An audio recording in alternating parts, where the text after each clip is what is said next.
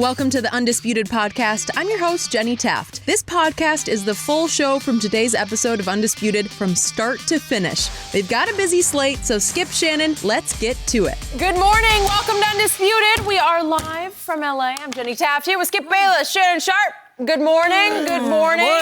Can't beat them, join them, huh? Hey, ladies and gentlemen, it is official. LeBron James last night did win the MVP of this year's NBA. Wow, what Giannis finally had a bad game, so it's over.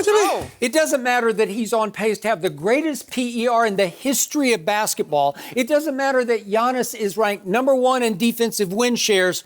It only matters that LeBron has the better storybook storyline, and it's over. You've been writing these stories for over 40 years. Yeah. You know how it works. I know how it works. Exactly. It's over. And I do think that was the opening all the blind witnesses needed, including the leader of the blind witnesses. What happened to your MVP candidate? I don't have one. Oh, yeah, the one with the orthopedics. Oh, yeah. Yeah, how you doing? When he wants to kind of thing. Wait, Yeah, we started yeah. the show and you're already on fire. We have a packed show today. Are the Cowboys about to lose one of their best defensive players Yes, to the and I don't rival care. Eagles? you don't Apparently care. over it. LaVar Ball, guys, is back. Oh, He'll be joining here us we go. in the studio. We'll talk LaMelo. Lonzo. We'll talk Zion. We'll talk LaMelo's Yep. chances of being the top overall pick in the NBA draft. But first, we do have to talk about, Skip and I's guy, Tom Brady. Yeah. Well, Brady is figuring out where he wants to sign next season. The 42-year-old QB reportedly has remained in constant contact with Antonio Brown. Brady reportedly told Brown that he needs to stay in shape and wants him to play on whatever team he signs with. Meanwhile, one well-informed anonymous exec said that Brady is, quote, the one domino paralyzing the entire NFL right now. So, Shannon, is there any truth to that quote? No, it's not.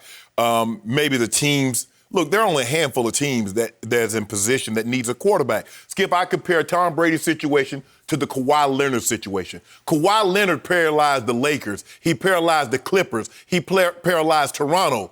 Did he paralyze the 76ers? Because they gave a max contract to Tobias Harris. Did he paralyze I mean, it was reported early on. They were very interested. I know for a fact they were very interested. Well, how are they going to give him a max contract? Joel Embiid's on a max contract, and Ben Simmons is on a max contract. But anyway, no, it's not. Skip, look, this is a very similar situation to Peyton Manning when in 2012. There are only a handful of teams. Now, we don't know who those teams are.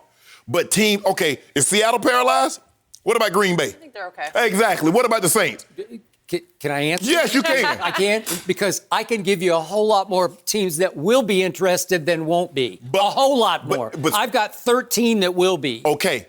But there are 32 teams. Okay, but I only got 1, 2, 3, 4, 5, 6, 7, 8, and let's say 7. I got 7 that are automatics, not going to be interested, but only 7. Only 7. Because they got top flight.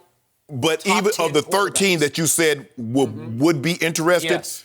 how many of those will actually Tom Brady would be interested in? So now we've got to whittle that down to what, 4 or 5? So basically 4 or 5 teams that really think they have an outside chance. Maybe the Raiders, maybe the Chargers, Tennessee. I think there's only a handful of teams. But teams, Skip, that have a quarterback or realize they're not in position to get Tom Brady, it's business as usual. Just like the NBA. Yeah, Kawhi was a big domino, but it was business as usual because teams realized we ain't getting him. Why are we sitting around hoping and praying and clearing up cap space? He's not coming to us. He's not coming to the Knicks. He's not coming to the Nets. So it was business as usual. I get it, Skip. It is a big Tom Brady. We don't normally see guys like this become available. Not normally. Not ever.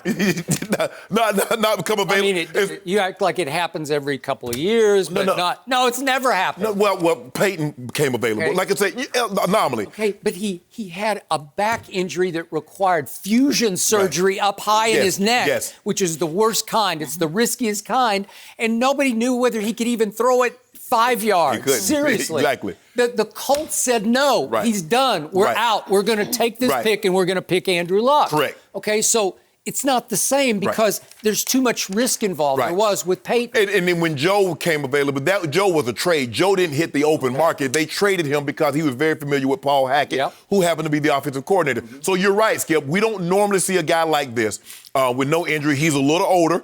but they don't normally become available on the open market. So I get it that a lot of teams want Tom Brady. I don't believe he wants a lot of teams. Where can I go? He's scouring. He and his agent is scouring the landscape. Okay.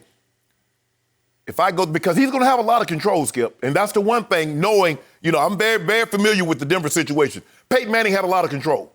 And in this situation, wherever Tom Brady goes, he's going to have a lot of control. I would say. So this Antonio Brown thing is not out of the realm of possibility. Thank you. Except going back to New England. Okay. That's done. But other than that, and I don't know if I'm sure I read the quote, Jenny, it says, make sure you stay mentally and physically ready. Mm-hmm. That mental part. Ugh. Because here's the thing, Skip. There's more to it. The thing that Tom Brady never saw the Pittsburgh Steelers AB. Tom Brady never saw the Oakland Raider AB. He saw AB on his best behavior, and that didn't last long because he ended up sending those pictures and threatening text messages to someone. One game. 4 catches. 56 yards, right. 1 touchdown for 20 yards. And then it was at Miami where he's from. Right. Okay. And then what happened the week after? That was it. Okay. Mr. Crab, Coach Belichick said, you know what? We're out of here. So, Skip, I don't believe he's paralyzing. Yes, he might be holding a couple of teams hostages, but he doesn't have, I use that word loosely, Skip, but they're hanging on everything that he does, hoping that they have an opportunity because it's being reported that he's going to meet everyone at a centralized location. Yep. You're coming to me. Kind of like LeBron had to, Skip. You remember everybody came to LeBron. They did. So that's what they're going to do here in this situation. Tom Brady's like, I'm not going all over You're not recruiting me. I'm not in college. Okay. So come see me. But I do not believe he's paralyzed the NFL. He's paralyzed a handful of teams. That's for certain. Shannon Sharpe. Yes. I have tried to get this through your head for about 3 weeks on this show, and now it's driven completely home to me by the Antonio Brown news, plus that quote about paralyzing the league. Mm-hmm. Right now, I believe the entire league is on hair trigger, hanging by the thread of whatever decision this man makes, because there's never been anything like this. At 12:01 Eastern Time on March 16th, it's going to be Brady mania. It's going to be Brady hysteria and chaos, because the dominoes are going to fall to the right or to the left or north or south or however you want them to fall. They're going to start falling heavily one way or the other, because I'm going to read off all the teams that think they might have a shot to an outside shot at Tom Brady, the GOAT, who is about to hit the open market by all accounts. Mm-hmm. And all of a sudden, the Brady package just got greater, because already there was icing on the Brady cake, because there's nobody more marketable at age 43. He's the GOAT. You could have the GOAT, LA Chargers, as you go into SoFi Stadium, your new stadium. You couldn't launch better than that. No. You could, Raiders in Las Vegas, you could have the GOAT to help open your new stadium in your new town, right? Yeah.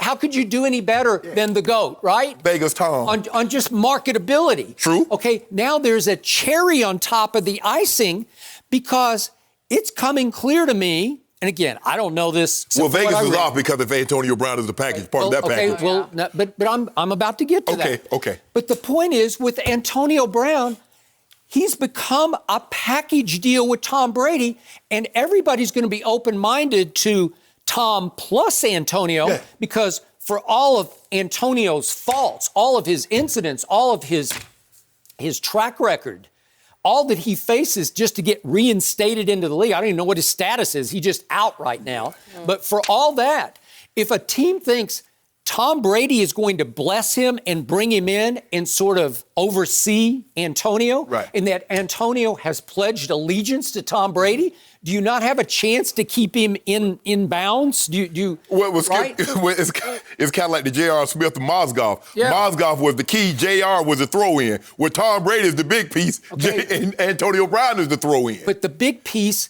has some he's going to have control over the little piece. Absolutely. The little piece loves the big. Yes. And listen, the little piece is a little man, but he's a top 5 receiver. Yeah.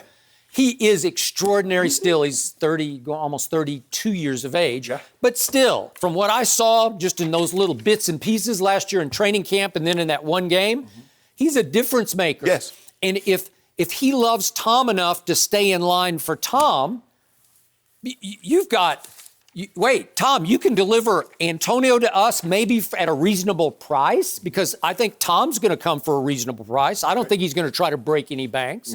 Okay. So now you say, well, what if Tom, do the hypothetical. You said, well, he's not going back to New England, but I'd suggest to you, if Tom said, hey, Mr. Kraft, I really want to finish my career in New England, but I want to finish with Antonio. Do you think he'd make amends? Do you think he'd mend the fence? I don't know. No, some things is okay, well, you could be right, but bridge too far. But I've seen things where you said never say never. I don't know how they did this, but they kissed and made up. Yeah. I don't know. Same thing with Oakland. You don't think if Tom said, you know what, Coach Gruden, I want to finish with you guys. You and Mike Mayock, I love you guys, but I need Antonio. You don't think they'd say, oh, forgive me, let's just bring him in. He called the general manager the C-word. I got it. I'm just saying, this is Tom Brady we're talking about. So all of a sudden, he hits the open market, and think about who might want him. We've talked about the Chargers. That'd be a given. Now, these are teams. Chargers don't have a quarterback that we know of. Right. The Raiders do have a quarterback, but they're in the Derby because we think they would be all in on Tom Brady, even with Derek Carr, right? Well, it seemed like he made it clear at the Combine. Right? Yeah, we like Derek Carr, but if we can upgrade, we will. We both like the idea of Tom Brady going to Nashville to play for the Titans. Yes. But they do have Ryan Tannehill, who was really good last year. But he's not under contract. Okay. So he's in the same boat as Tom. Hamstrung. Dominoes. Which way are they going to fall? Where could Ryan Tannehill end up, right? Then we've talked about 49ers and Cowboys. They obviously have quarterbacks, but if if one team is not sure of theirs and the other isn't sure of the contract with theirs, I still think both are in play at some point over the next month. Then we go Bucs and Dolphins, the two Miami teams. They have both been widely speculated as they would love to have Tom Brady. Would he love them? Probably not. But would they love him? Yes, they would. Okay, we got Bears and Giants. We talked about both of them. Are they possibilities? The Bears just because they're a pretty good team on the verge, right? The Giants are just New York or bust. That's it. Right. And it's mostly bust because they're not good enough, right? Then we go Colts. You were bullish early on the Colts. Mm-hmm. They got Jacoby Brissett, who's pretty good. Yeah. He's pretty good. But so they quote unquote have a quarterback, but would they take Tom Brady like that tomorrow? Yes, they would. And then we start going down to longer shots, Rams. What if Tom called the Rams and said, I would love to be an LA Ram. I want to play for you guys because I love you, coach, and I love what you do offensively. Would they cut bait with Jared Goff? I have no idea. But it would be cost prohibitive. Okay, but there's been a lot of speculation about that. Then we got Jenny's Vikings as a possibility. I'll take him. Skip, you do realize Kirk Cousins' contract is fully guaranteed at $28 million. Okay, I'm just throwing it. It has been speculated that there might be some interest there if he also had mutual interest. Yeah. And then we get to the Panthers. With that offensive line? I don't know. Okay. Carolina receivers, though. Carolina Panthers. Would they be interested in Tom? You better believe they would be, because we're not sure about Cam's health, and it seems like he's sort of worn out his welcome, or they've sort of burned out on him. I don't know. Well, Skip, you got 13 teams, but I really only see 4 realistic possibilities. Well, I see, depending on what Tom wants to do, I could see a whole lot. So you have poo-pooed his sort of, what his stock would be on the open market. You've gone so far as to say if both Dak and Brady hit the open market at the same time, that Dak would be the more valuable free agent. Yeah. And I'm like, stop it. No, Dak. Because the harder I look at this, the better it gets for Tom Brady. Because think about this. Is he relatively healthy? Do this for me. Forget the age. Okay. The age for him is irrelevant because he just dismisses it in his own head. Right. And if you can dismiss your age in your own head, you're way ahead of the game. And again, you say Father Time is undefeated. Well, that's down the line. He can still beat Father Time for longer than most. So if I dismiss age, okay. Dismiss I'm age. 31. I'm 31. I'm okay. 31. Well, you 31. can do that. I sure don't feel it. You're walking like you're 31? No. Okay, well then you just admitted you're not Tom Brady. No. Right? And Skip Bayless, he can dismiss it in his head all he wants to, but these teams cannot. He's 40. He's going to be 43 at the start of the season. Is he relatively healthy? Is he? For all we know. Relative is a term you using very loosely. Okay, use it in the NFL context that you know so well.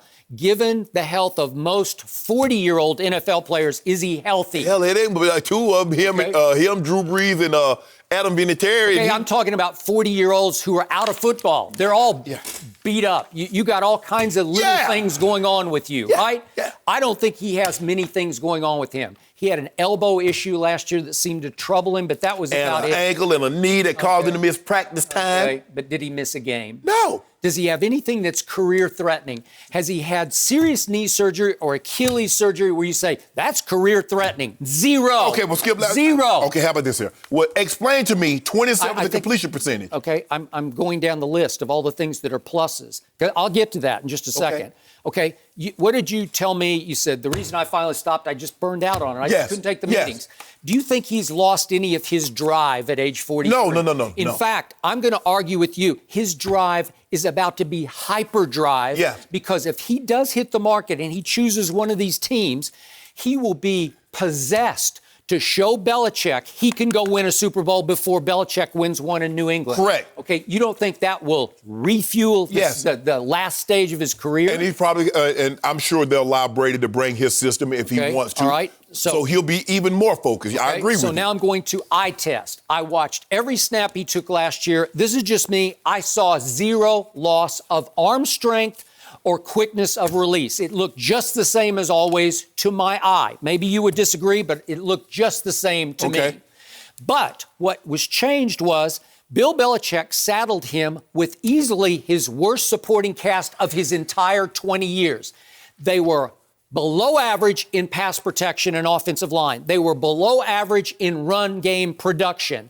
And they were at the very bottom of the NFL in wide receiver separation, or just receiver separation. Their tight end group ranked last, dead last in the league. His number one receiver was Julian Edelman last year, and you have admitted he was a broken down 33-year-old last year because, as we know, he had a shoulder that needed surgery. He had cracked ribs, and he had a knee that was slowing him down. He led the entire league as the number one Tom Brady target. He led the league in dropped passes. Okay. So you're saddled with that, and I thought N'Keal Harry would save the day, but he missed the first 8 games on IR. And when he came back, he could not find a wavelength or a rapport with Tom Brady. But this is what I'm starting to see, Skip. I'm starting to see these guys that are around Tom Brady receive more blame than they ever got credit. Nobody ever credited the offensive line. Nobody gave Julian Edelman, oh, he's just a guy. Now, all of a sudden, it's his fault. How can it be his fault if he's just a guy? Okay, I'm just going on eye test. What did your eye test tell you? Did you see steep decline? Because if you did, and you're right about that, all these teams are going to make a huge mistake. Skip, you remember San Diego? When the line did a great job of protecting and Tom was getting the ball out, boom, boom, boom, boom. You didn't mention the offensive line. You didn't mention Edelman and those guys getting separation. It was Tom. Because Edelman was getting separation. Now, all of a sudden, Tom is 27th in completion percentage, 27th in yards per attempt, 19th in QBR. It's the offensive line. It's Edelman. It's James White. It's the tight ends. All the people that you never gave credit when things were going well, you give all the blame when it's going bad. Okay, so here's where you will not give any credit or acknowledgement. Tom Brady, despite all of the above, had his team in perfect position to be the number 2 seed in the AFC. Is that good? That's really good. Yeah. Especially given who was the one Coach seed. Belichick had a defense that should have been the number 1 seed. Okay. Thank you for bringing that up, because Tom Brady did against the Dolphins what he has always done his whole career.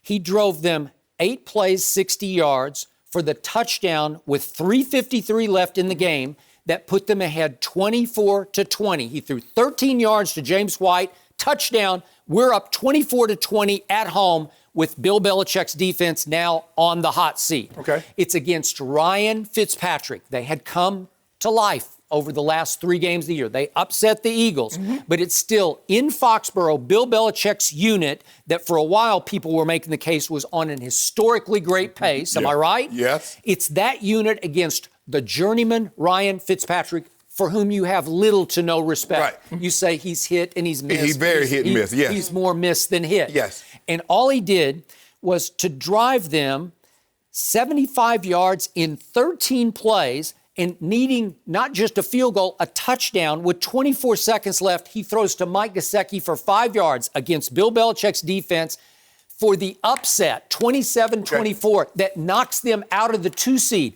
For all this, Tom Brady, at age 43 or 42, had this team in position to be able to go back to Baltimore and maybe right the wrong of the one loss they had on that Sunday night. But Skip, you take one game, you say you look at what he did against Miami, but they lost 4 games. That defense had them in position. What about the defense? Had that defense not been on that historic pace, how many games would they have won?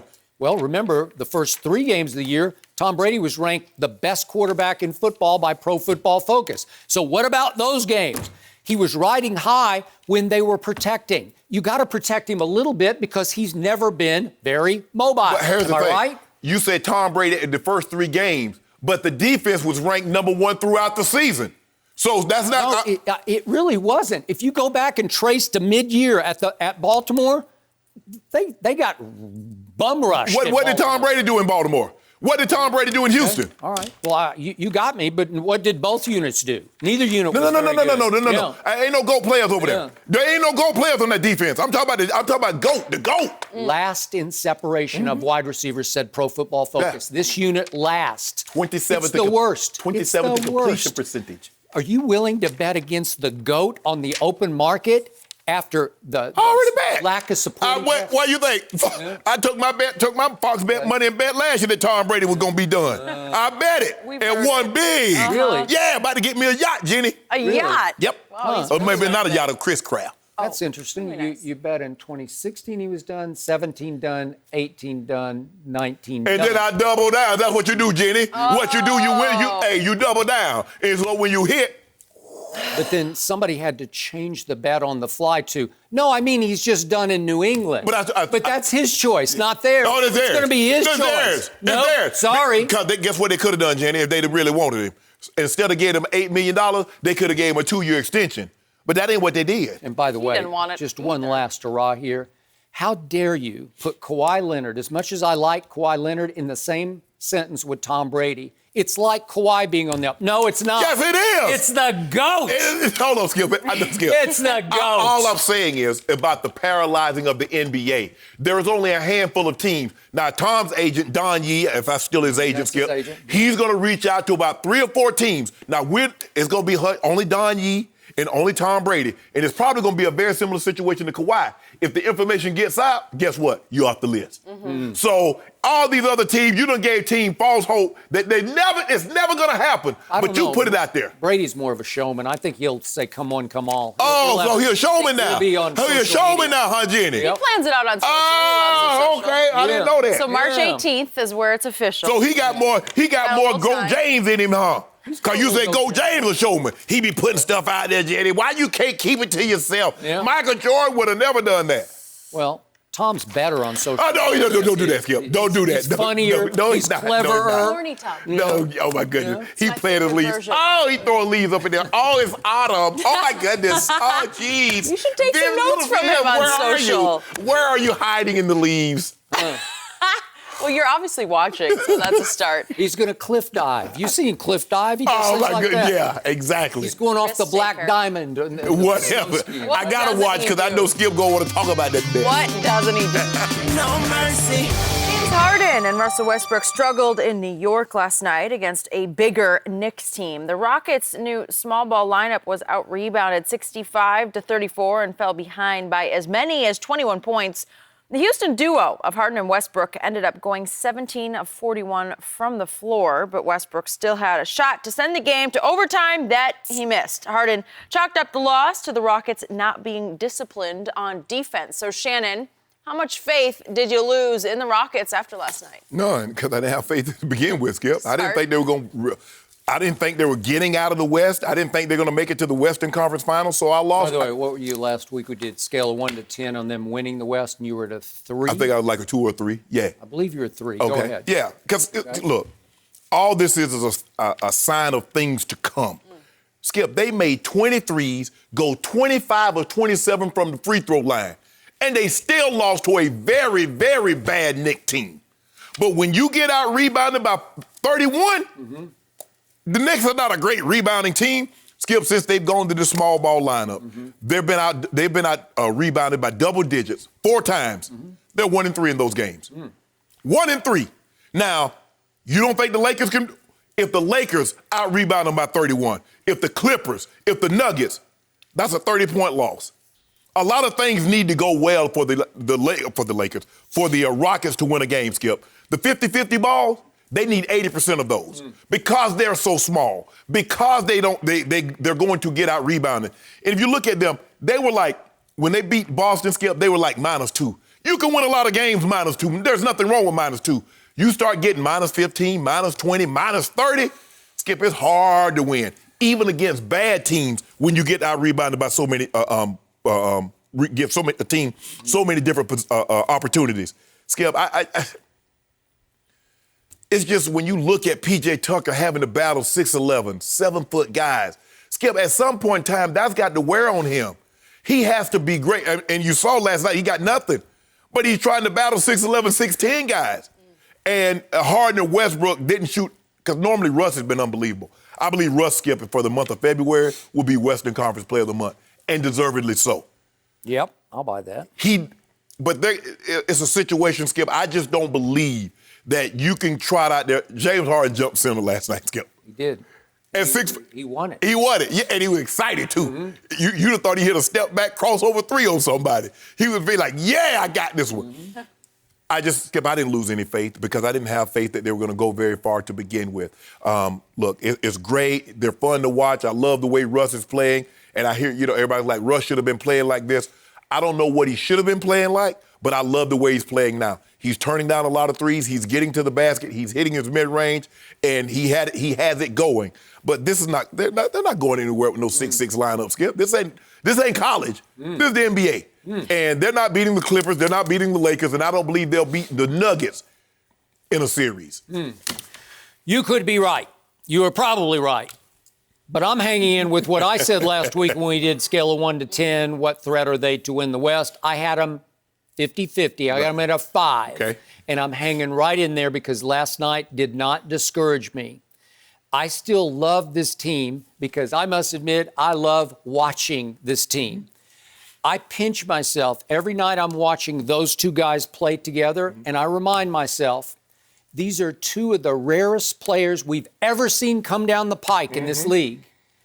They are cinch Hall of Famers. They're both all-time greats, and they have figured out, because of a childhood friendship, how to make it work together. And it's still working at a very high level together. Two guys that really couldn't play with anybody else. With anybody. No, they would never, neither would ever defer to any other human except that human, because they like and respect each other. Russ had KD. KD. He had a 7-foot sniper. He did. And the bro said, nah, man. Couldn't live with him. Or really, KD couldn't live with Russ. That's what it was. That's what it was. So I'm going to remind you, the Knicks lead the NBA in offensive rebounding. Don't underestimate that. And the Knicks got 20 last night because that's what they do. That's unheard of. Okay, but that's who they are. They crash the boards because when Mitchell Robinson goes to the board, he's a big man. 6'11". And when Julius Randle attack, and then Taj Gibson, they just bang and crash and play volleyball. Right. And there are too many volleyball possessions where they just tipped it,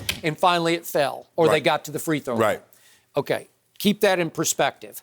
So obviously, the Rockets left their game on the floor at Boston because that was a huge win, and it was a national TV game on ABC on Saturday night, prime time, and they pulled it off in overtime, and it was a huge win, and they celebrated it like they'd won a playoff game. Right. And they weren't quite ready for last night because, to me, rebounding is mostly about desire. It's just like, do you want it or do you not want it?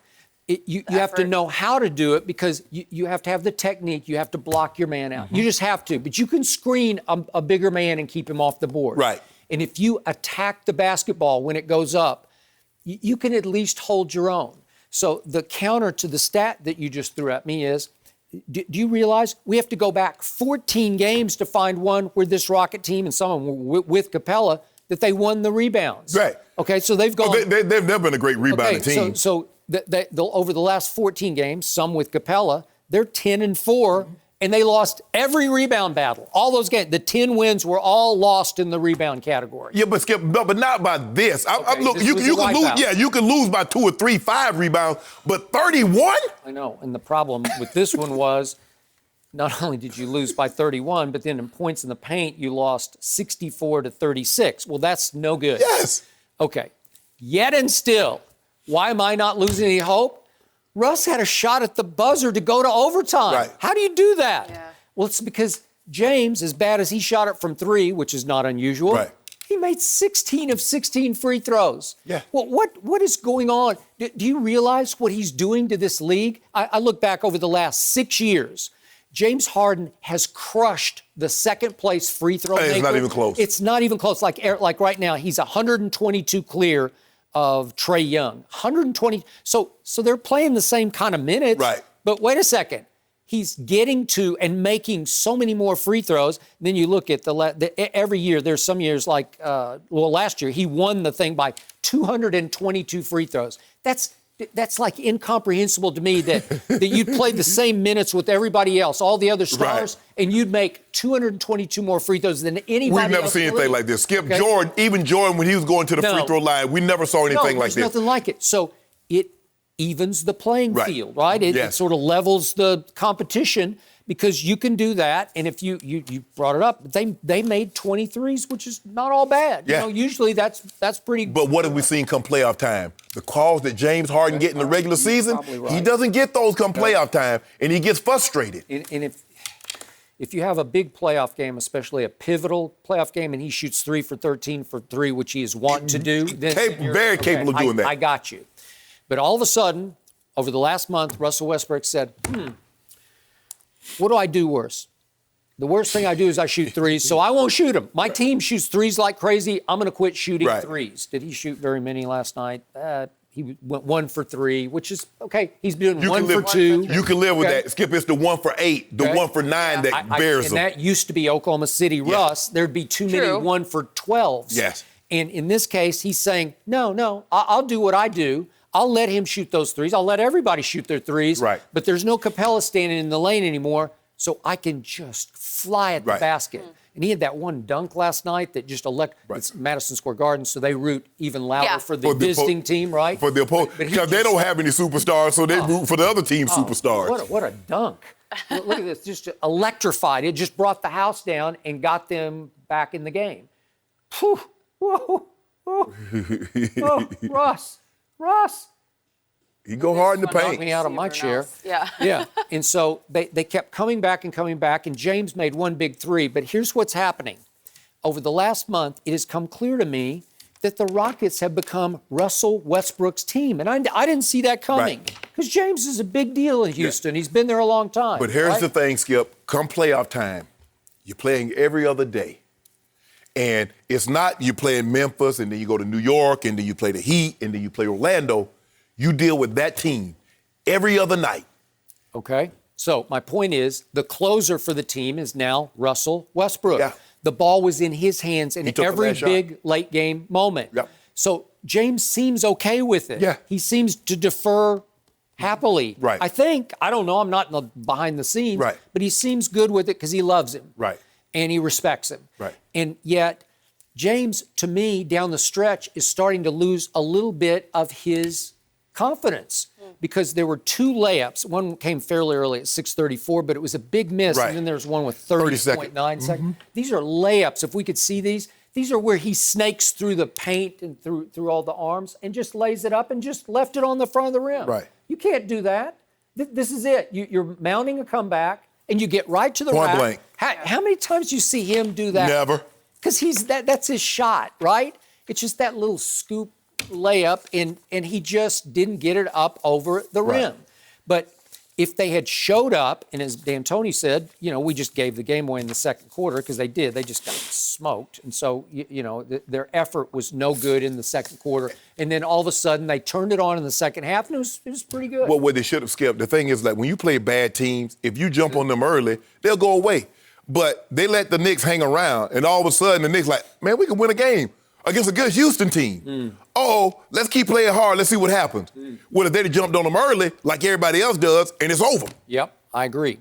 Well, I think Pat Riley said this first, I'm not sure, but no rebounds, no rings. Yeah. Maybe this is going to be some exception to the rule. Am I predicting they're going to win a ring? Probably not, but No. I'm going to root for them because these two guys need something to cement their legacies. They need at least one deep playoff run, at least the conference finals, something. You don't want to see my team. So they'll knock off the Lakers in the Well, semifinals, there you go. right? Yeah. There you go. You don't even believe that. You don't even believe that. I would like to watch it. That's AD, all I know.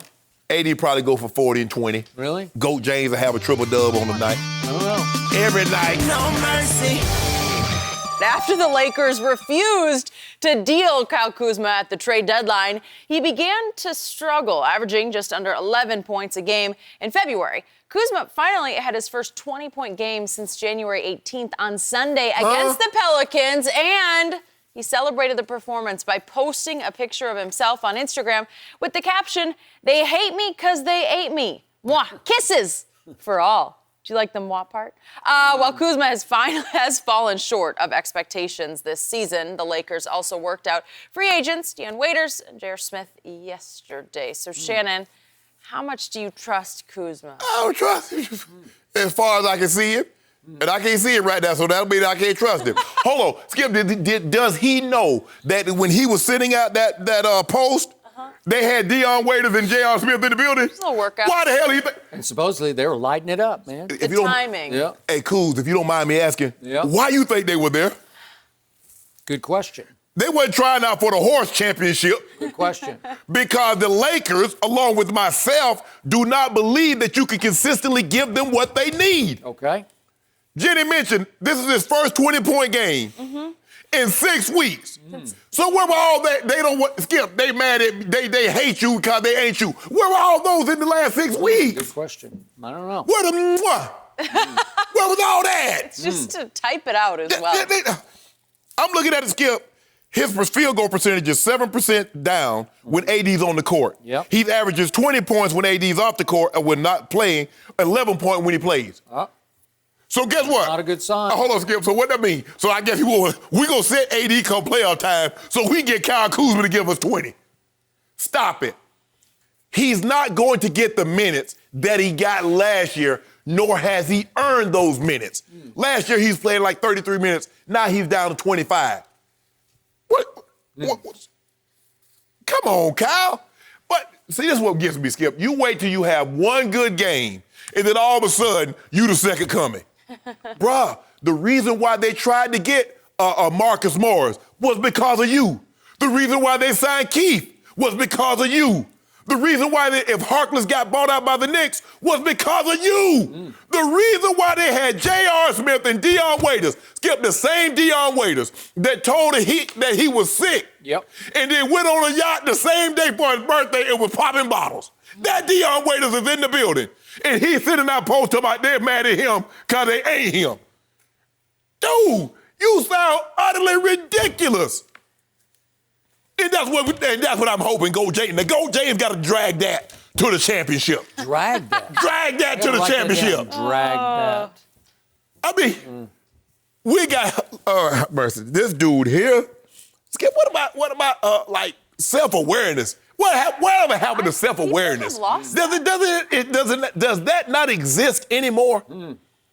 You go 6 weeks without a 20-point game, and then the one time you hit 20.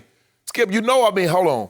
20 point, no AD. You going against B.I. B.I. made the all-star team. You trying to show up Josh Hart and Lonzo. So I'm going to see tonight. I'm going to see what he's going to do tonight. I'm going to see what he's going to do on Friday against the Bucks.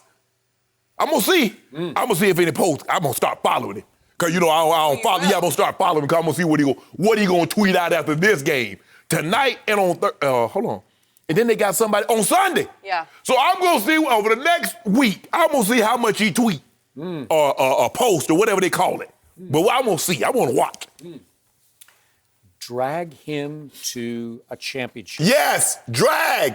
carry. I remember a movie a few years back called Drag Me to Hell. Do you remember that one? No. So that could be you got to remember. You got to look it up. It's a horror movie. It was funny. I like the title. You It like made me horror laugh. movies? No, I don't, but I like that title. It was funny to me. Drag Me to Hell. So that would be the subtitle of the Kyle Kuzma story as written by LeBron James. Yeah. It's like Drag Me to Hell. This guy. It's a lot. It's a lot. I told you before the year started, and that's why I'm so amused by all this. I told you you're going to sink or swim on that guy with the platinum blonde hair. Yeah. And for whatever reason, that guy didn't fit from the start.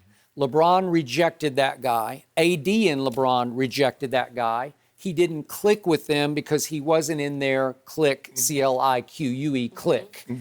He was the odd man out. He was the clear third wheel. And I don't know why. They just don't vibe with him. They don't embrace his presence the way, let's do the Clippers with Lou Will. You know, when he comes in, they love Lou Will. So he's going to be featured as soon as he enters the game. Right. He's going to be treated like a starter, obviously. And he's going to be treated like the closer. And the thing is, Skip, he plays starters minutes. Yeah. Lou Williams is playing in the mid-30s. Right. Low 30s, mid-30s minutes. So is Trez Harrell. But they've earned that right. Okay? So that guy, you need to win playoff games for you on the odd night when AD and LeBron go cold or missing or whatever happens. Right. You always need that one guy. Right. And what did Doc say the other night? It was after Friday night's game when Reggie Jackson, new addition, had lit it up against the Denver Nuggets. Yep. And Marcus Morris has been lighting it up and bringing real veteran presence and shot making to the Clippers as a new addition. Doc said after the game, Reggie and Marcus will each win at least one playoff game for us because they've done that before. Now, you could make that case for JR and Dion Waiters, too. Nah, give me JR. Okay, but I've seen Dion Waiters. Did I say that out loud? Hey, Dion Waiters made some big shots against my Spurs when he was a Skip, the Thunder. man got suspended 3 times this year. Okay, that's fine, but he's got guts. He's got guts. I do like him as a player, and I like JR. And I know he had his brain glitch and all that, but I've seen him make a bunch of big threes. Oh, yeah. He get bad shot taker and maker. And he's got no conscience. None. He will just keep, and he'll go missing, but then all of a sudden he'll go hot. Yeah. Right? Okay, so you want JR. And would you like JR in that role? Well, I think the thing is, Skip, is that because they're like, okay, we don't know if we're going to consistently get Kyle Kuzma. We're hoping maybe we can get Danny Green one night, give us 16. Maybe it's Avery Bradley one night, give us 16. But he's more interested in looking like Fang from Rush Hour. He got that out there dyeing his hair different colors. It's green. He's trying new Bruh, things. how about just... I'm convinced that's rebellion. That's like saying, Like, I don't okay, wanna you fit guys in. don't love me. I'll do this. I'll show you. I'm going to be my own guy. LeBron loves the guy that's gonna put the ball in the basket. No. We ain't gotta be friends. We can be friendly. You got a job to do. My job is not to be your friend. My job is to try to help win basketball games. That's what you're here for. So I'm going to remind everybody one more time, the beginning of the end was it a tweet or a post from the trainer of Kyle Kuzma? Yeah. no, it was Kawhi's. It was ex-trainer, right? Yes. But it's No, it's Kyle's. That trainer Who's the now. trainer? Yeah. Yeah. It was And it was a Instagram shot stories. at Right. LeBron Right. about Kawhi. We don't have to go into Somebody's gory been in the detail. lab and somebody's been talking about There being you in the go, lab. There you go. Which- And then remember, I don't know why, but Kyle Kuzma co-signed on Yeah. it, right? Yeah. Remember? Call a spade a spade? Yeah. That was it. The timing, he was like, oh, they're not related. Yeah. Maybe they are. Okay, and then both Kyle and LeBron said the next day, it's all okay. We got it. We cleared the air. No, you didn't. That's like Draymond and KD after the Right. B word. Yeah, oh, yeah, we're no. okay. Yeah. No, you're not. You're not okay. And KD went on to say, after that happened, I withdrew. Well, it was reported that you said, nah, it's not true. It's all good. We brothers. No, we not. That you can't. Which is why I was convinced they would clean house, and clear the air by trading him. I told you that's what we should have did. And maybe they couldn't find. But we got anybody O'Keefe. to really take We it. got Keefe. He gave us 10 big points the other night. I'll take Marcus. I got O'Keefe. tonight. Yep, I'll take the better twin. Nah, I got the evil twin. I like that evil twin. Come play out time, yeah. I think I got the evil. Nah, I got the evil. Bad. Why you know? We might swap them out. They might switch places They one might game. not even You know. Really? They might that switch. would be a story. They might switch places one game. Okay, you go play for the Clippers. I'm gonna go play for the Lakers. I always wanted a twin to pull that You know, prank. all I care is they don't love each other too much when they're playing against each other. Good point. Nah, hard fouls. Go. Yeah. Because I got the better one. No, I got O'Keefe. No, hold up. No, you don't. You don't. First of all, how do you know you got the better one? They're twins, identical. Not sure. Could you tell them apart? I honestly think I can. Really? I do. I've watched them so long. Something about the play. You know what? I will put, if you put both of them in Clippers jerseys or both of them in Lakers jerseys, could you tell them apart? Yes, I believe I could. Because I believe all of them, they got the tattoos lined up. Oh, yeah. But after I saw Zion just bully Keith the other night, whoo. Oh, so I guess he couldn't bully Marcus, huh? No way. Marcus wouldn't take it. No. Marcus would, he would be, so to speak, pushing back. No, he can skip. He can skip. Hey. 300 against 245 go win every time. Yeah. I'm just happy that you're stuck with Kyle Kuzma. Oh, now, hold on. Now I'm stuck with him. At first, you were talking about, oh, he's so good. He's the closer. Well, I told you he's going to have to be. No, he's not. But now you're stuck with him because he did not fit. You know who the closer? Who been closing most of the time this year? I don't have Go. see anybody. I know. Did you not see Go Sunday?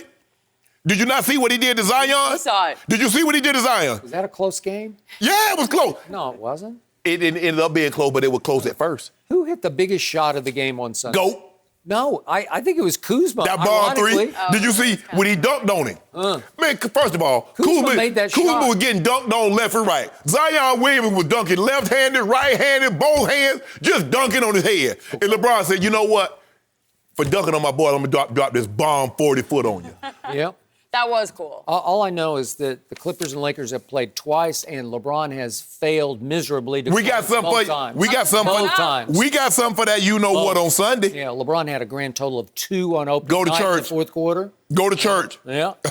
I'm about to get a benediction. So looking All Brian going to get a benediction. That's the only thing left. Jenny, you know what church is. I go to church, I went on Sunday, and I didn't see Bron. Watch Brian. Nowhere to be seen. No. The benediction coming. It's coming The up benediction coming, Skip. It's over. No mercy. So the Eagles have just over $40 million in cap space heading into the offseason. And according to reports, they're expected to go all in on Cowboys cornerback Byron Jones in the free agent market. Philly's corners struggled in pass coverage last season. And according to Pro Football Focus, Jones' defensive rating landed him in the top 20 for the position. So, Shannon, how big of a loss would this be for the Cowboys? Skip, they do realize, like, top 20 in that position is not good. You say top 10, okay. Oh, you don't like top 20. But anyway, Skip, look, it'll be a blow because I think he's one of their better defenders. But the Cowboys factor this in. You understand that when you draft players, it becomes cost prohibitive that you can keep everybody. You still got Dak and you got Amari on the offensive side that you need to take care of. They're the priorities. And then you've given DeMarcus Lawrence. You've given Jalen Smith. Skip, so there's only so much money to go around. As you mentioned, there's something called a cap. Now, I know Skip Bayless going to be talking about, Dak. If Dak would forego, we might be able to do something. No. He hasn't spoken yet. No. Go to D-Law. Say, DeMarcus, can you give up about $3-4 million?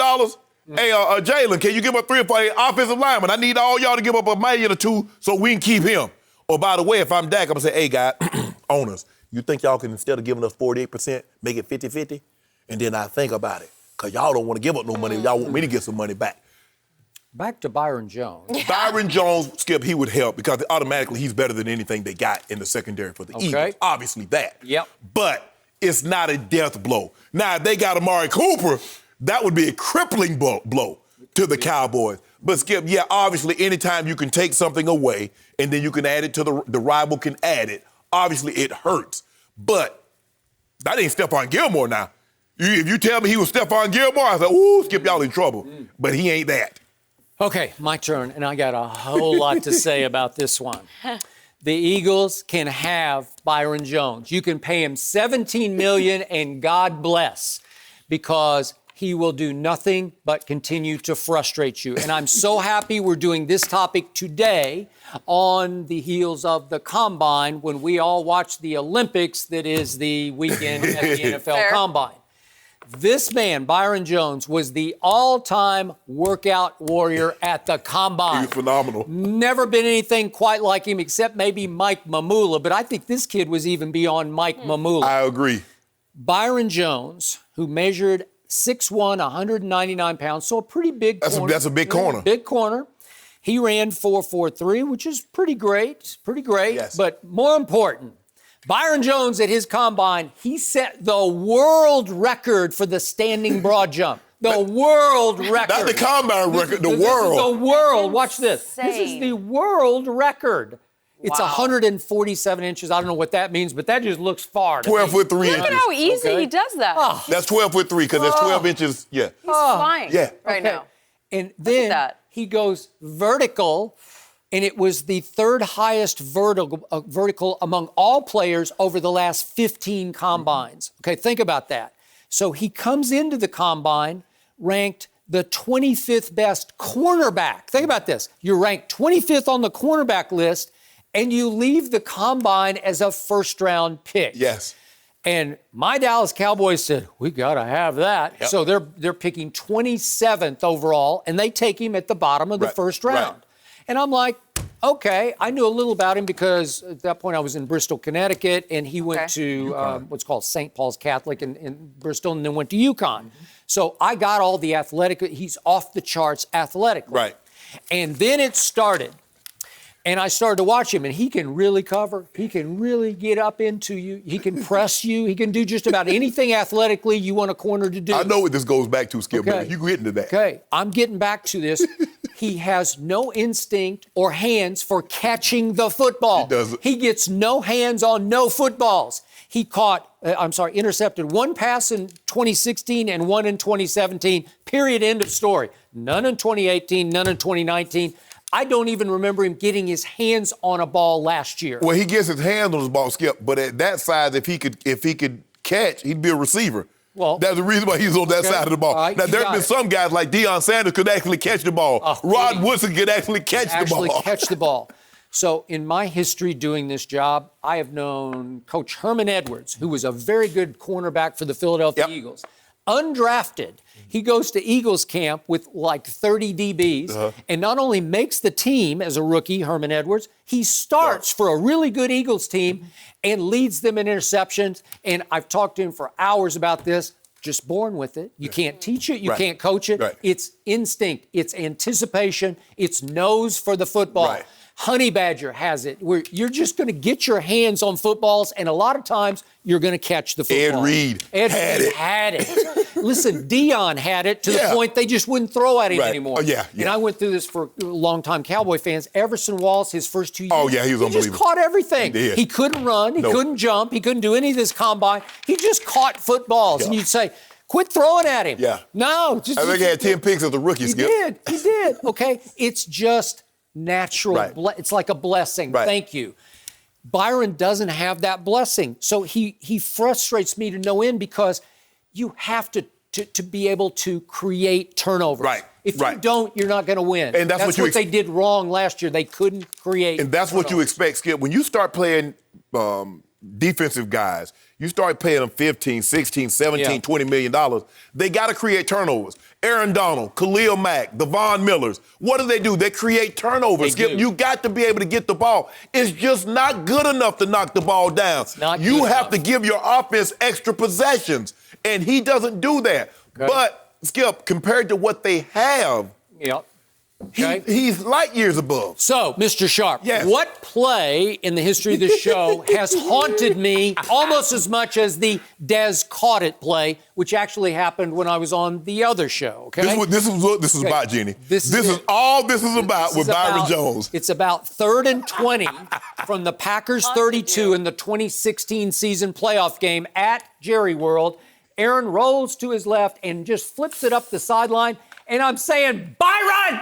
Where are you? Too late. Byron! He came. Jared Cook goes all the way across the field and runs right across his face. Just go cover him. Where are you? Skip. It's 3rd and 20. 20. You can't do that to He me. didn't believe that Aaron Rodgers can make that throw. Yes, he There's only did. 2 guys Oh, that can boy, make that you know throw. what? His Aaron mind- Rodgers and my homeboy. His mind drifted. He just lost touch with reality for a second. What are you doing? Skip, Byron. he's looking, Skip, he's thinking there's no way he's going to throw this ball at the trajectory and the angle in which you throw it. Because remember, Skip, he's running to his left. Now, he has to throw this ball because normally when you run, the ball will tail out of bounds. Yeah. But he has to put it, and Jared, He went to Jerry. It was an easy pitch and It catch. was. Yes, it was. He flipped it up the sideline. Skip Bayless. I could have caught that. I think I could have thrown that. No, you didn't. We had Drew Brees on the show, and Drew Brees said only Aaron Rodgers could have made that throw. Okay. Drew Brees could have made Still have They making that throw. Well, it's just they're playing. It was almost prevent, and Orlando Scandrick, whom we have on the show, said he was on the back line of the defense. They were clear back at the 20-yard line. Right. But Byron Jones had some underneath responsibility, and he just zones out, so to speak, and lets Jared Cook run right across his face because he came from the opposite side of the formation. Yeah. All the way across the field. And Aaron called a sweet play because he said, let's move the pocket Yep. all the way to the left. And nobody got home, and he just stood still and just flipped it up the sideline. And I'm saying, Byron Jones, where are you? Where is your brain? Give Aaron Rodgers a heads up, Skip, because he must have knew pressure was coming because in the process of dashing, he runs away from the blitz. They seal the inside, which allow him to get outside. Skip, there's not, like I said, I believe there's two guys currently playing that can make that throw. Okay, so one's in Kansas City and the other's in Green Bay. It was 35 yards. Dak Prescott can make that. No, stop! Yes, he could. He could make that throw. 35 yards, first down, and all of a sudden, you have one last gasp, 56-yard field goal, which hooks to the left and then back to the right. I don't know how. I've never seen a ball do that before. It hooked left, and then it suddenly faded right for no apparent reason, hand of God. And by the hand of God, they stole this playoff game, 34-31. I told you it was going to happen. Yeah, and it was all because of Byron Jones. Empty calories. Way to go. So but look at your Philly, guy. enjoy. You're okay Yep. with it. Watch you come back with that 6 picks next year. Okay. You're going to be sick. Well, if he does, then I say God bless I think him. he might get 2 on Dak. Really? He might get 2 on Dak. I think we might get him twice deep. No. Yeah, we'll get him to bite up underneath. Oh, he trying too hard. Oh, he know all He'll of. jump that route on Amari, and all of a sudden, whoosh, gone. Yep. He know Amari been going against him one-on-one in practice. Know all the little subtleties. Yep. Little thing. Put hands on him. You know what Gilmore bumping run Gilmore did to him. Well, he made him quit. The old bump and run. Made him go cry on the sideline. No mercy. Both Ben Simmons and Joel Embiid remain out due to injuries and unfortunately will miss the 76ers game against the Lakers tonight. While the return date is uncertain, head coach Brett Brown thinks that their future is bright in Philly. Brown said he is convinced the duo will win a championship and can coexist as stars. Brown continued saying that most pairs of stars who win titles are much older than the 23-year-old Simmons and soon-to-be 26-year-old Embiid. So Shannon, Will Embiid, and Simmons win a championship together. I don't see it, and I see why Brett Brown is saying this, Skip. He's on the hot seat. And they might, but he wants to, if they do win a title, he wants to be around coaching it. That's fair. And I think that's what he's doing here, Skip. And the thing is, he goes on, we didn't show it here, Skip. He mentioned some of the great duos, Magic and Kareem, and Shaq and Kobe, and David Robinson and Tim Duncan. So I want to know which one of the guys about to jump in age 7 years. Because Magic was, 20 years old, and Kareem was 32, 33. Yeah. Shaq and Kobe was like 20 and 27, 28. Yeah. And Tim Duncan was, 22. But and David Robinson was like... 33. Exactly. So, but Skip, when I look at these guys are very good players. And, okay, if you want to say great, but they don't really complement each other. If Ben Simmons... You tell me Ben Simmons over the next 2 years, Skip, is going to develop an 18-foot jump shot, I said, okay, Skip, you might be onto something. But when I look at this, are they going to be better than I'm assuming, don't know this for 100% certainty, that Giannis is going to re-sign with the Bucks. Are they going to jump over the Bucks? Jason Tatum, Jaylen Brown, Marcus Smart aren't going anywhere. Are they going to be better than Toronto? Because Siakam and Van Fleet and Anunoby, they're signed.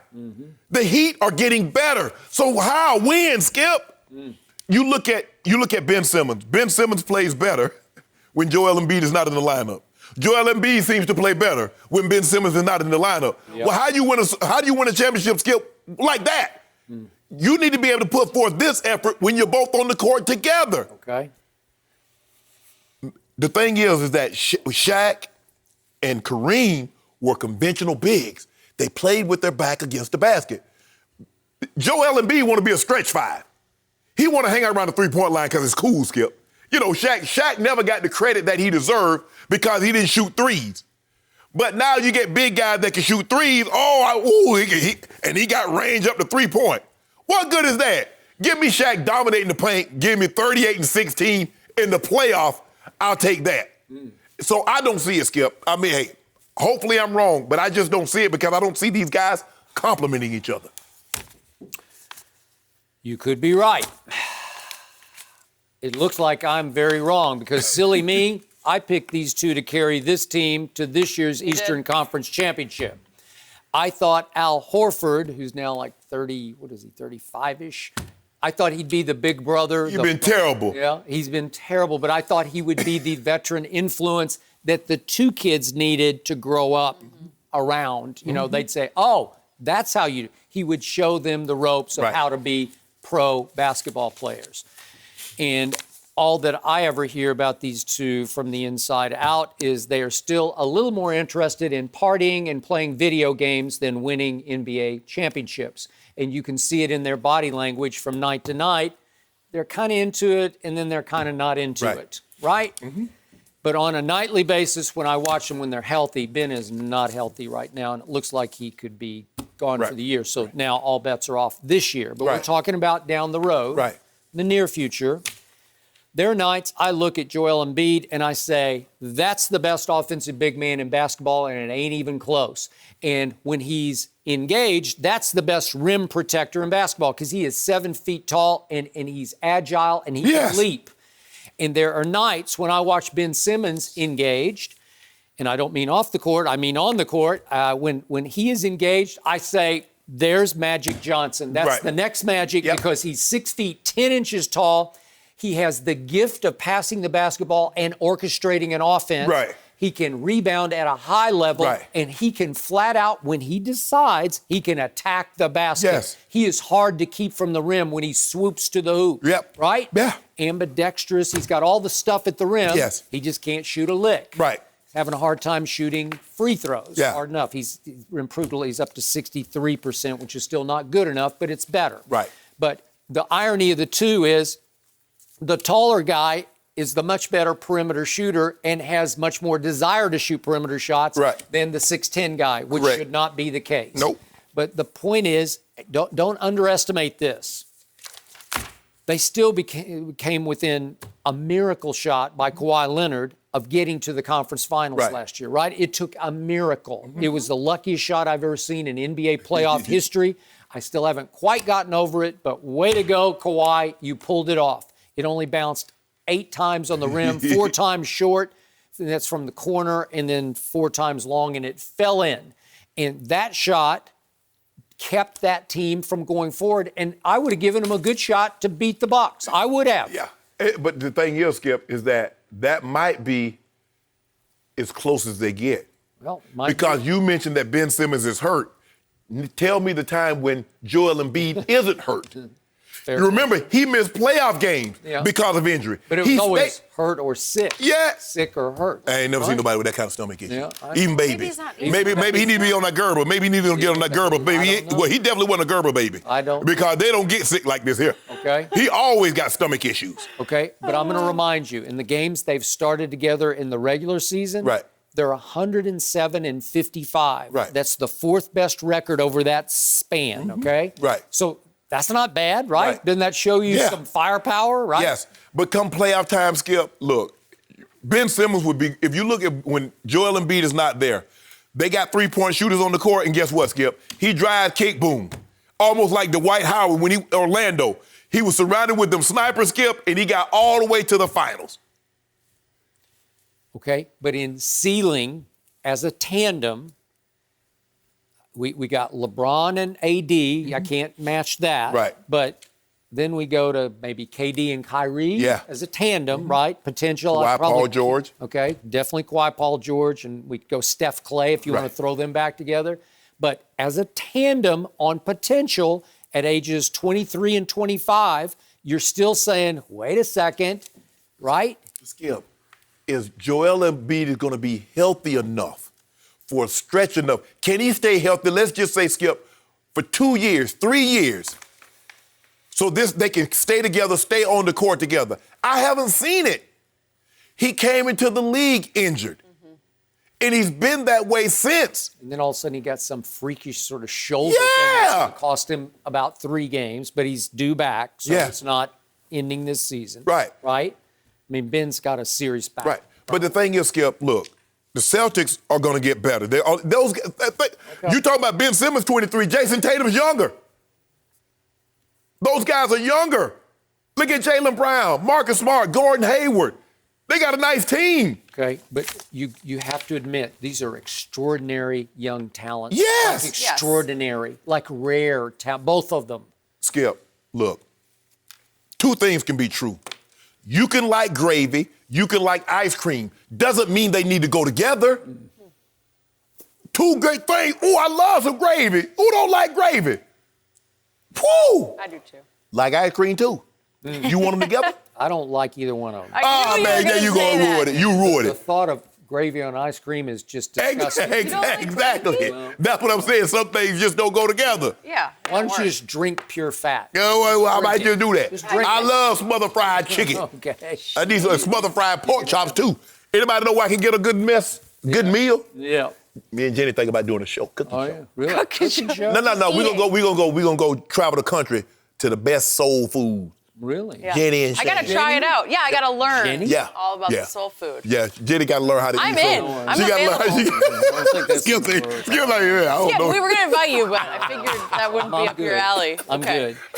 good. So I'm going to remind you again, Joel Embiid, as we speak, as off as he's been all year and hit and miss and up and down and into it and out of it, he's averaging 23 and 12, and he's the 5th ranked defensive win shares player. So this is high level, this is all-star, superstar kind of numbers that he's Skip, but Joel Embiid should never have a game in which he has 11 attempts and gets 0 points. Okay, but that's what's wrong. Yeah, Okay, come and on. I think it's what's wrong with both of them. I just don't know how badly they want it, but if they ever snap out of it, and I don't know, I thought Al Horford would be able to walk in that locker room and say, you guys don't get it. I'm going to show you how to be much happier than you are right now. Right. Well, and the thing is, Skip, now you watch Ben this summer, they post him playing the pickup games at UCLA and the like. I Skip, he's hitting shots. hitting threes. Just shoot him at least just shoot him. Even if they don't even go in, Skip. He got to at least scare somebody to make him think he can make it. It's almost worse when you see the potential and it's so inconsistent. But they're Yes. young, they've got time. Guys, I gotta interrupt because we've got a special guest here. Who we got? LaVar Ball is back, joining Undisputed. He's back. He's I'm back. back. We Big haven't Ball's seen you in a back. while. Like I said, with the brand and me, we all together. I got you guys something special, man. Like I said, this right. is for you right here. Thank you. This is special because see how we put it in the box. Don't even come in the bag. That's how we move it up in the game. Coming back. I mean, the packaging is really The nice. packaging is nice. That's an understatement. Yeah, I mean, Bringing gifts, that's a good sign. last time We you have a just lot brought it, to I talk handed They it to. can hand it to you. With see, LaVar, he's not when even we come back. We got you and, some too, but it's special. But we got to bring it out. a Special? little All different. right, I Yeah, appreciate it. Thank you. Thanks for being here. We got a lot to get to. Stay with us. Welcome back to Undisputed. LaVar Ball is back with us. So before we hear from LaVar, earlier this morning, Skip mentioned a conversation that you guys had a while back, a couple months ago, in a commercial No, break. it was the first How long time he was it? on. It was was March that of why- 2017. You Oh, we probably was in that remember. back room, and we was doing the little thing, the Facebook little Live. yes. Oh, okay. Yes. Tell us more. I got to give it up to you, grudgingly. I got to give it up to you. But you told me then, and it shocked me. You said, my youngest is going to be my best. And your youngest is on track right now, very possibly to be the first overall pick in this draft, which is one big reason we wanted to have you back on today. So expound on that if you would, please. Well, like I said, my sons are like phones. I keep making them better and better. And I always had this concept right here where I've said at the moment right now, Lonzo's the best. Yeah. Jello is my strongest, so he has the potential to be the best because on the next level, they get bigger and faster. He like that naturally. Melo's going to be the best on the fact that he's the youngest. Got more experience learning from his other brothers. Right. But when, So that's when where you he's told at. me that, was he a sophomore, I guess? He might have been 14 to Yes. 15. But mostly in my family, the youngest one, my youngest brother is 6'7". He's the tallest. And? My dad's family, the youngest one is 6'7". And is Melo LaMelo is the youngest one, and he's 6'7", almost 6'8". He is going on He's going 6'8". 6'8". Yeah, he's going to be the tallest, like I told him. Right. Okay, and we could see, I was just watching the YouTube clips in 2017, but you could just see already He had all the sort of dipsy-do. He could shoot it. He could pass. He had Lonzo's eye for passing the basketball. Well, all my boys can pass the ball like that because that's how I taught them growing up, playing like that. I'm not sure you can teach that at the yeah. the Lonzo level. Yes, you got to teach that, but you got to start them when they like 6 and 7 years old. Okay. And that's my boy's been passing like that a long time. Everybody want to score though. Yeah. Yeah, but hey, we score the most if you So pass the most. your youngest has had to take a bizarre path to the NBA. Took the best path. Well, is it? Yes. Why? Because, okay, he got to focus completely on basketball. Right. Now, back in the day, well, I ain't going to say back in the day, most of the guys that play in Europe, they start playing professional at 14, 15 years old. Right. So now, if I take my son, who's an American, and take him over there to Lithuania to let him get involved in this early. So now, Melo's not doing a term paper and a chemistry test and all that. He's focusing, concentrating only on basketball. So was Lithuania good for him, for his It development? was great for him.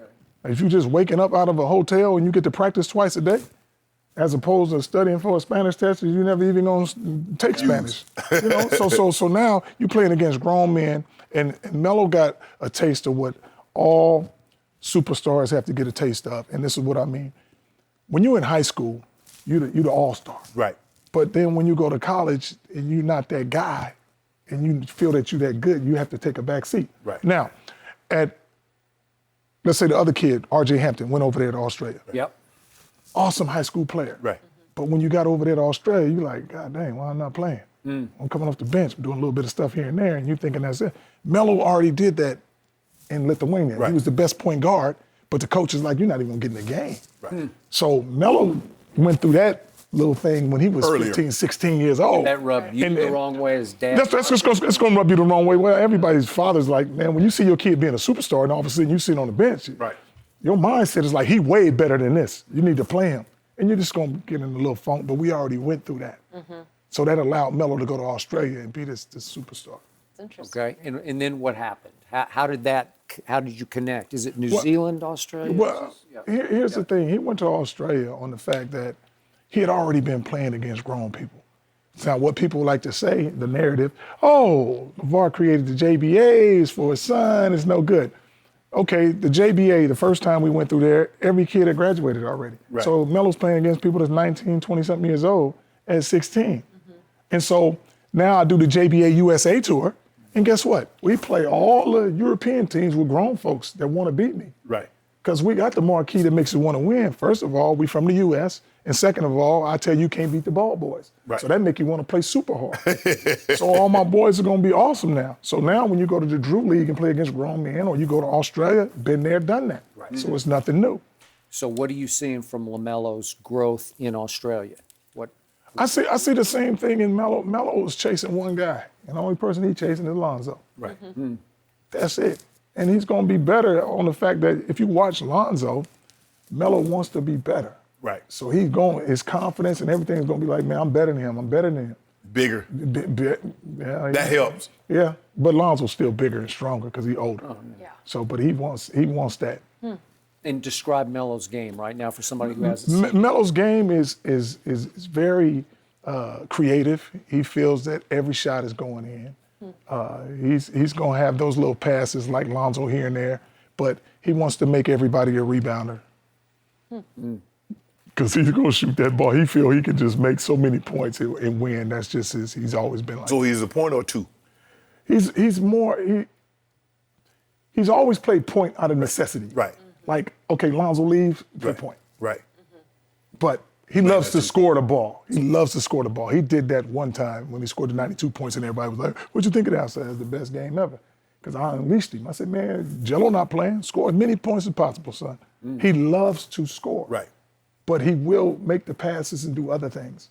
But like I said, and people always said, well, if him and Lonzo played together, they are the best 1-2 punch that can alternate at times. Like if Melo get a rebound, he know Lonzo's running. Right. So he gonna throw that long pass. Right.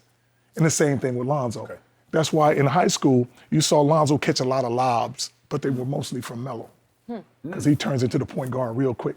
Sure. And then Lonzo threw a lot of them where they say, oh, Melo's doing all the cherry picking. Because Melo take off because he know Lonzo won't throw it, shoot a three-pointer. We good. Right. How close is Melo to getting the man body that I see Lonzo getting now?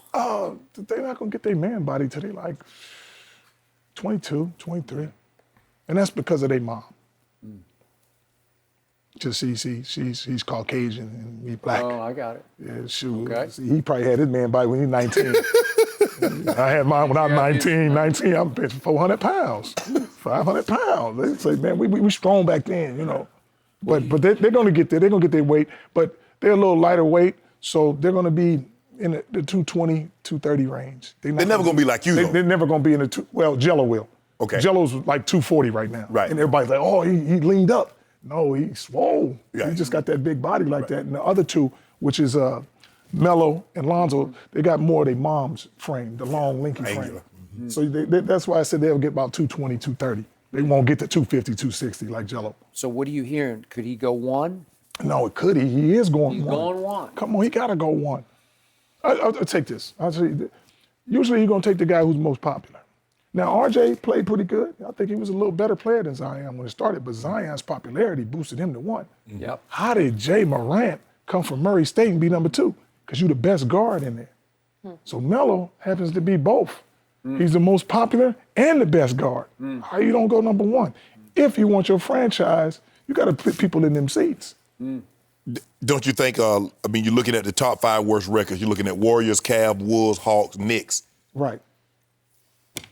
You think he'd go number 1 if the Cavs, not Cavs, the Hawks with Trey?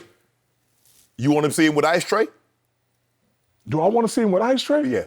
No, I want to see him in the best situation, whatever coach going to let him loose and do his thing. That's what I want to see. So it don't matter where he go. Now, you can go to a certain place over here where the coach is not going to play you the right way. Right. You know, but I need him to be free and need him to win. And the only way he can do that is not having no restrictions on him. Let him do what he does. So whoever gonna give him the best of that? So he needs the green light like Trey got in Atlanta. He needs the green light, man. Like Trey got, because Trey Skip say Trey Young got the greenest light ever. Yeah. And unfortunately, it turned red last night. Right. Yeah. I mean, he's always been like that, and for that, like I said, I look at something like my vision is a little different. And like I said, my other son, Jello. Right. That's the one who needs to go. Wherever Melo goes, Jello need to go. Now you got something special. Okay. So what's Melo's ceiling? What project him? Compare him. Who could he be? Melo could be something new that people ain't seen before. Because? Just because he's different all the way around. He's different all the way around.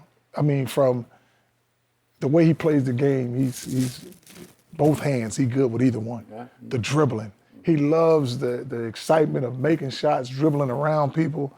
He likes the winning, the passing. It's just like, he's just a different type. And he's loud about it too. But he's gonna shock the world. He's gonna shock the world. Because Lonzo is not loud about it. So mindset, personality, completely the flip side? Right. Well, not completely the flip side. I think if you get Lonzo with his brothers, then he'll get a little. But as far as the public, Lonzo's more. He's not going to say nothing. He's just going to show you. He's just going to do it. And he might get mad every now and then, but you'll never know.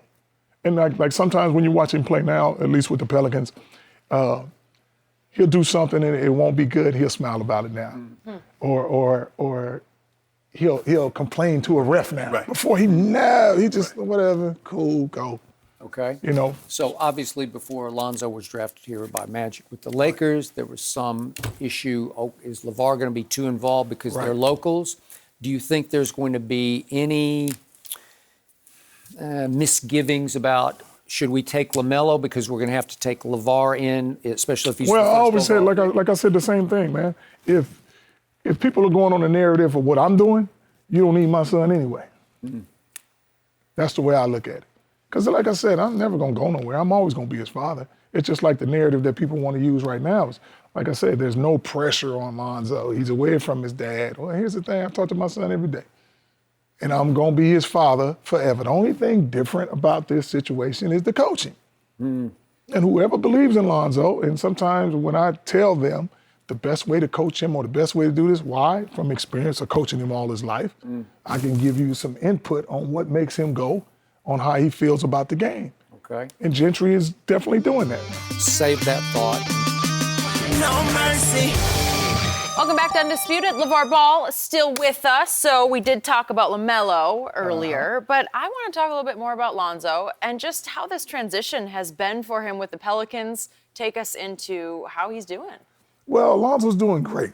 Like I said, when you have a coach believe in you and let you do what you're supposed to do, and it took a little turmoil in there as him coming off the bench and the coach not understanding he's not a role player. He's a superstar. What Lonzo does is makes everybody better. So that's what you got to let him do. You put Zion somewhere else, he's not going to be as successful as Lonzo. Successful as he is right now. You're not going to get there. Lonzo's going to give you the ball where that pass don't look open, get it to him just like that, keep him in rhythm. He'll be a 30-point scorer as long as he hang with it. Just like Brandon Ingram. He's been playing for the Lakers. But you play one season with Lonzo and now you're an all-star. That's what he does. Plus, he put up big numbers. Nico Melli wasn't even supposed to play. But Lonzo kicked that ball back to him and hit them threes. Now look at the culture of the team. Them boys is passing the ball. You ain't never had Drew Holiday get no 15 assists. But when you make everybody start playing like you, now it's going to be hard to beat them. Hard. Lonzo went 19-9-9 against the Lakers the other night. Man, that's just a little simple stuff. Simple stuff. Hey, that's a little simple thing right there. That's missing every shot. That's just making layups, sprinting down the court, outrunning everybody. And another thing which is good too, which is he's working out after the game, before the games. Like I told him, I said, man, you still have to work out. You wasn't working out. You were just going to practice, do what you do. Right. You gotta lift them weights. So young. Yeah. So go back into the issues you had with Luke Walton, because you thought it stunted Lonzo's growth because well, the way definitely. you played him. Yeah, if you're gonna play him, like, don't put him in there 6 minutes and then take him out 6 minutes no matter what. Because 6 minutes when you're sitting on the bench, 6 minutes on the bench is more in real time is like 30 minutes. Yeah. So now you got him going 100 miles an hour, hard. and then you sitting down there doing all this stuff, and then you're not believing in him, and you got Rondo bringing the ball up, LeBron bringing the ball up, Kuzma bringing the ball, Ingram bringing the ball. You got too many people bringing the ball up. Right. So nobody's running the lane. And then when you stuck him in that corner, I was like, how do you have a kid who makes everybody better and you put him in the corner? One thing you can do when you're in the corner, you can do is shoot. You're not going to pass it. Right. Because you got to pass to the other side of it. No, you got to be at the top where you can swing the ball and keep things going. So, and he never had confidence in him in that fourth quarter. Was there ever any personal issue between Luke and Lonzo? Did they clash or? No, because Luke's philosophy was more like the normal philosophy. When you come in as a rookie, you get under somebody's wing. Right. Sure. But Lonzo ain't never been under nobody's wing because he always been a leader. Right. He's been a leader from day one. So you come in there and let him lead. They felt it should have been a little different, where the veterans need to do this first and this and that. And you can't play the whole game. Lonzo is the only guy who can play the whole game without getting tired. Why? Because he know when to push the ball and he know when to throw them long passes. He's not going to get tired. So he used all his energy on defense. Nothing on offense. He'll never get tired on offense. And I've always primed all my boys to play the whole game, and folks are like, their condition is amazing. But like I said, when you rest after the game is over, go rest for as many hours as you want. Playing with Zion, what's he talk to you? What's it like playing with Zion and the tension, the hoopla that goes around? Well, it's great playing with Zion. Here's the thing which is great about Lonzo. I love the fact that you talk about Zion, you talk about Drew Holiday, you talk about Brandon Ingram. You ain't got to talk about Zoe.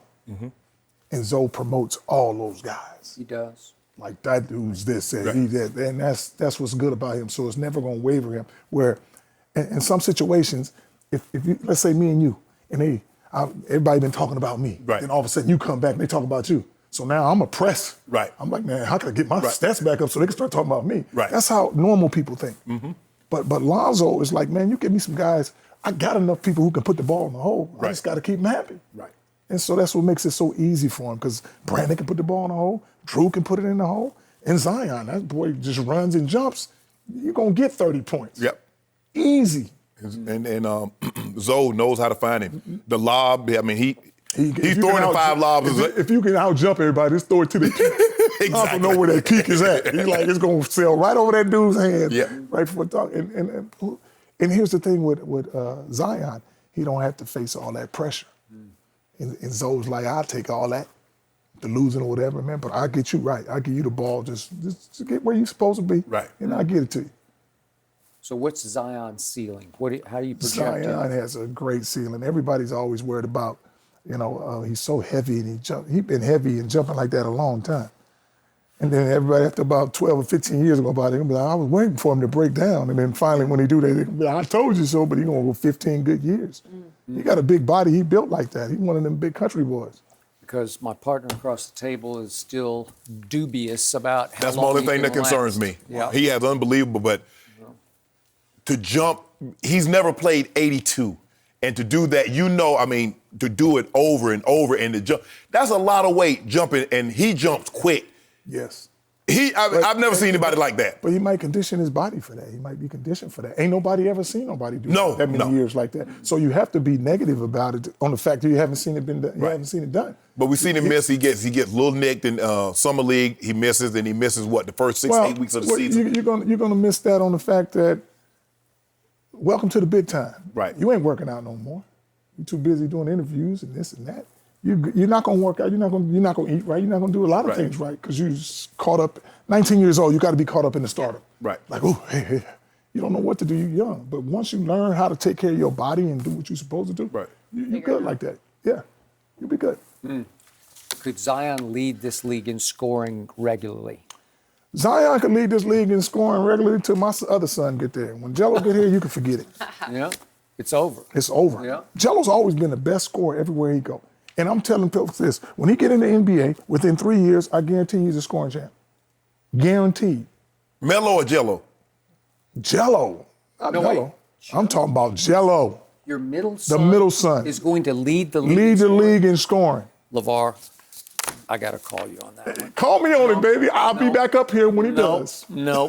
I'll be back up here when he does. So, by the way, and we talked about this in the break, Jello is now playing for the OKC Blue, which is the G League. Which is the G League, and he's Yes. on the practice squad right now. Right. Because they can't play him because he could be snatched by anybody who would want to sign him. Right. But you're hoping that he lands wherever Melo lands, summer league, so he can get. Well, summer league, he's fresh gonna start. get that first start. He's gonna get that look. He's gonna get that look, and then that's all. He just want to play, and that's the thing with people. Everything they say that Melo and Zoe can't do, this one can do. He's stronger, faster, jump higher. What do you got? He's 6'7" now. 6'7". They act like 235. 235. They thought he was gonna stop growing. I said, Jello would have been a junior right now. He's been coming out as a junior. Wow. So he's gonna do his thing, but here's the thing. You play with his brother, he's gonna run out every time. And the thing is, he can catch the heck out of the ball. He know how to position his body like a tight end, hold you off, and catch it, and score the ball. And he got jump hooks in the lane, and he can shoot the three-pointer at a high clip. He better shoot it than Melo and Zoe? Way better. Way better? With his eyes closed. Like three-point shooter? Three-point shooter. That boy distance is better. See, here's the thing. Lonzo shoots kind of a set shot. Melo the same thing. Jello shoots a jumper. Right. And guys who shoot jumpers shoot a little bit better. So Jello has all the strength, but he can judge his because he jumps so high and he's right here all the time. Right. So all he got to do is this. As opposed to when you're shooting a set shot, as you get stronger, you got to ease up a little bit. Right. It's kind of hard to judge. So last time you were on, you still had this dream that you could get all three sons together. For a while, it was you targeted Phoenix, remember? Right? So here's the thing on that. They're eventually going to all be on the same team.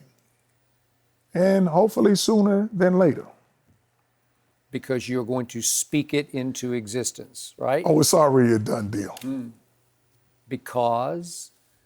I spoke to other ones into existence. Now I just got to make it happen. Now I just got to make it happen. Why are you so seemingly hell-bent on all three of them playing together? All three of them playing together because the chemistry is just unreal. It's unreal. Last time, like I said, in high school, as babies, they ran through the high school circuit and scoring 100 points a game. So now as grown men, I want to see it. They probably average 40 to 50 a quarter if they play because it's going to be very, very fast. You think Lonzo throwing 3 or 4 long passes now, he'd throw 10, 15 a game with Jello, maybe 20 with Melo, because he knows both of them are going to take off full speed in each corner every time. So now you got him just slanging the ball, take it out of bounds, gone. Who's ever open, he'll look this way, throw it over here. Now this one is going to shoot a three-pointer. Melo got a rebound. Now when you got both 6'7", 6'8", you should out-rebound all the guards when this guy shoots the ball, as opposed to this guy just watching like I didn't get the ball. So it's a tandem. It goes back and forth. But now when you throw it to Melo, you're throwing it to a guy who can shoot, but you also have a guy who can make a good decision with the ball, like a point guard. So how are you going to orchestrate getting Lonzo and Melo together? Because that's the tough one, because they're going to be locked into different situations. Well, the situations they are, it's just, actually it's kind of the same situation. And what I mean by that is we're either going to have to wait 4 years when Melo's rookie contract is over and Lonzo's contract, second one, is over. And then guess what? They'll make so much money off the court that they won't care how much they get, and they'll make a decision like we're all going to the same place. And they want to play together. They all want to play together. That's the best thing ever.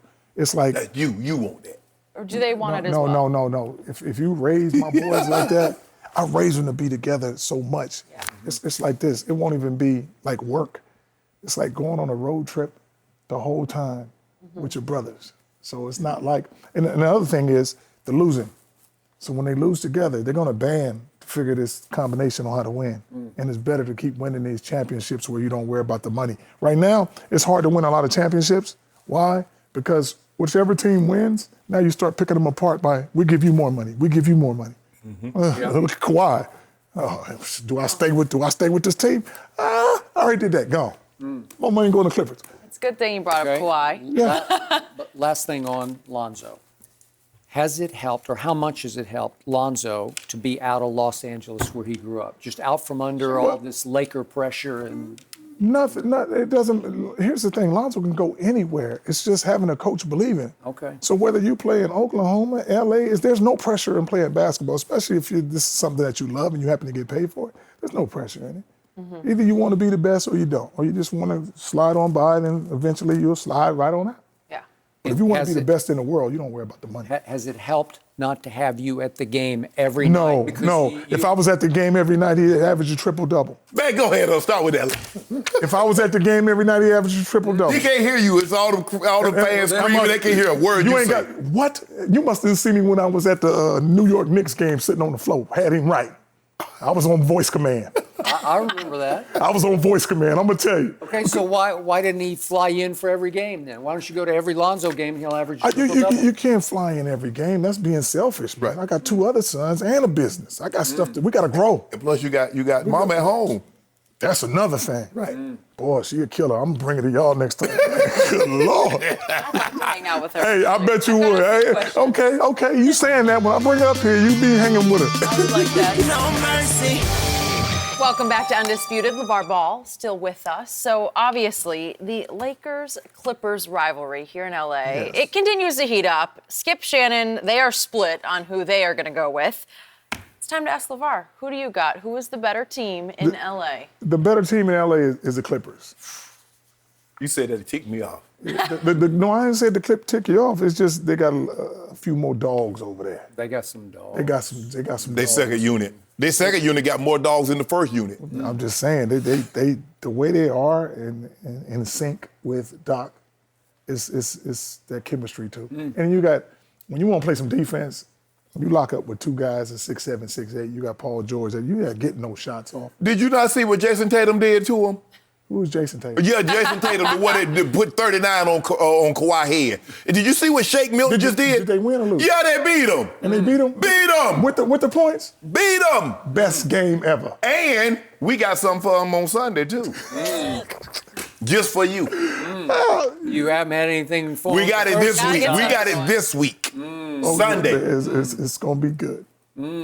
I don't think Jason Tatum going to go for 40 again. This is what we're going to do, Skip Bayless. We're going to do something to Philly tonight. Going to take care of Milwaukee on Friday. And going to It's kind of a tough stretch, yeah. on Sunday. You better hope so. Sweepstake 3-0. They not, you can forget that. 3-0 this week. Not 3-0. 3-0. What part about 3-0 didn't you get? The 3 or the 0? Undefeated. Undefeated this week. You know what? This man is usually right about everything he just said. I don't see Kawhi, but you know, is Kawhi going to play? Because you know Kawhi take off. He played like every other game, every third game. Well, they just make sure his knees don't hurt him. They got to be precautionary methods. Yep. What about Paul George? He good? He good to go? Paul George, he should be good. Oh, he should be? He should be good. Just to What do you tune think up of a little LeBron's year so far? You see an MVP? bit. LeBron should be MVP. Okay. Because they ain't going to do nothing with it. Take him out the equation, that's a wrap. Thank you. You take him out the I'll give you equation, that. that's a wrap. Is he playing better in year 17 than you even thought he would play? No. No, he's still strong. He's still fast. You're the strongest and the fastest. Look what he's doing, man. What guard? Well, I can beat the Lakers easy because I'm going to double team him and AD the whole game. I don't care what Kuzma or everybody else do. But they're going to be so tired. And it's just like, LeBron, one-on-one, he going to bag you in. He's stronger. And don't let him get to shooting them threes, too. It's a wrap then. The one he shot the other day. You saw that one? When he passed half court and shot it.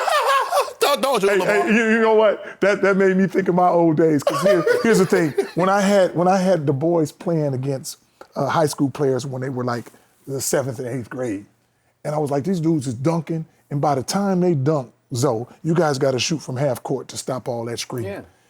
Zion threw it down before they could scream. That boy shot from 3-pointer half court. I was like, boy, that's how you do it. That's how you shut them up. That's how you do it.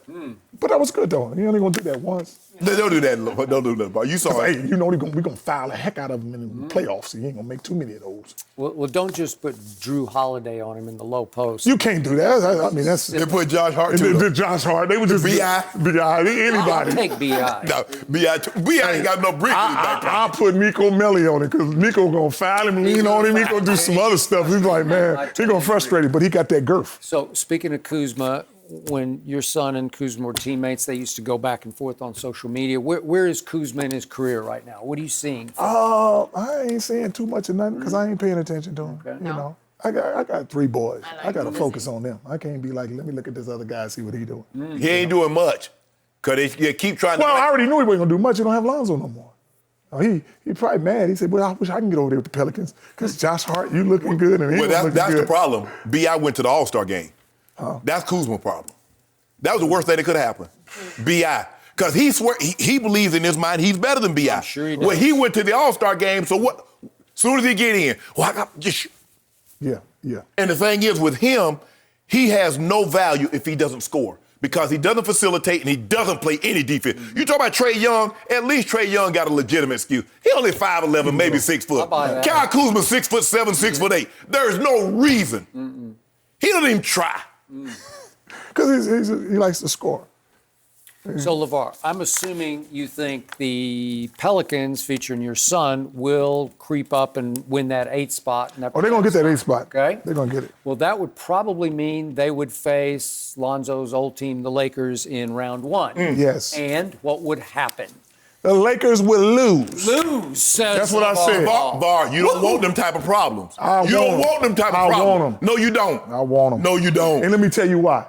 You got my son in a different mode, which is going to be, you never seen him in playoff mode, and you ain't never seen him in revenge mode. You know what LeBron is like in playoff mode. When he activate.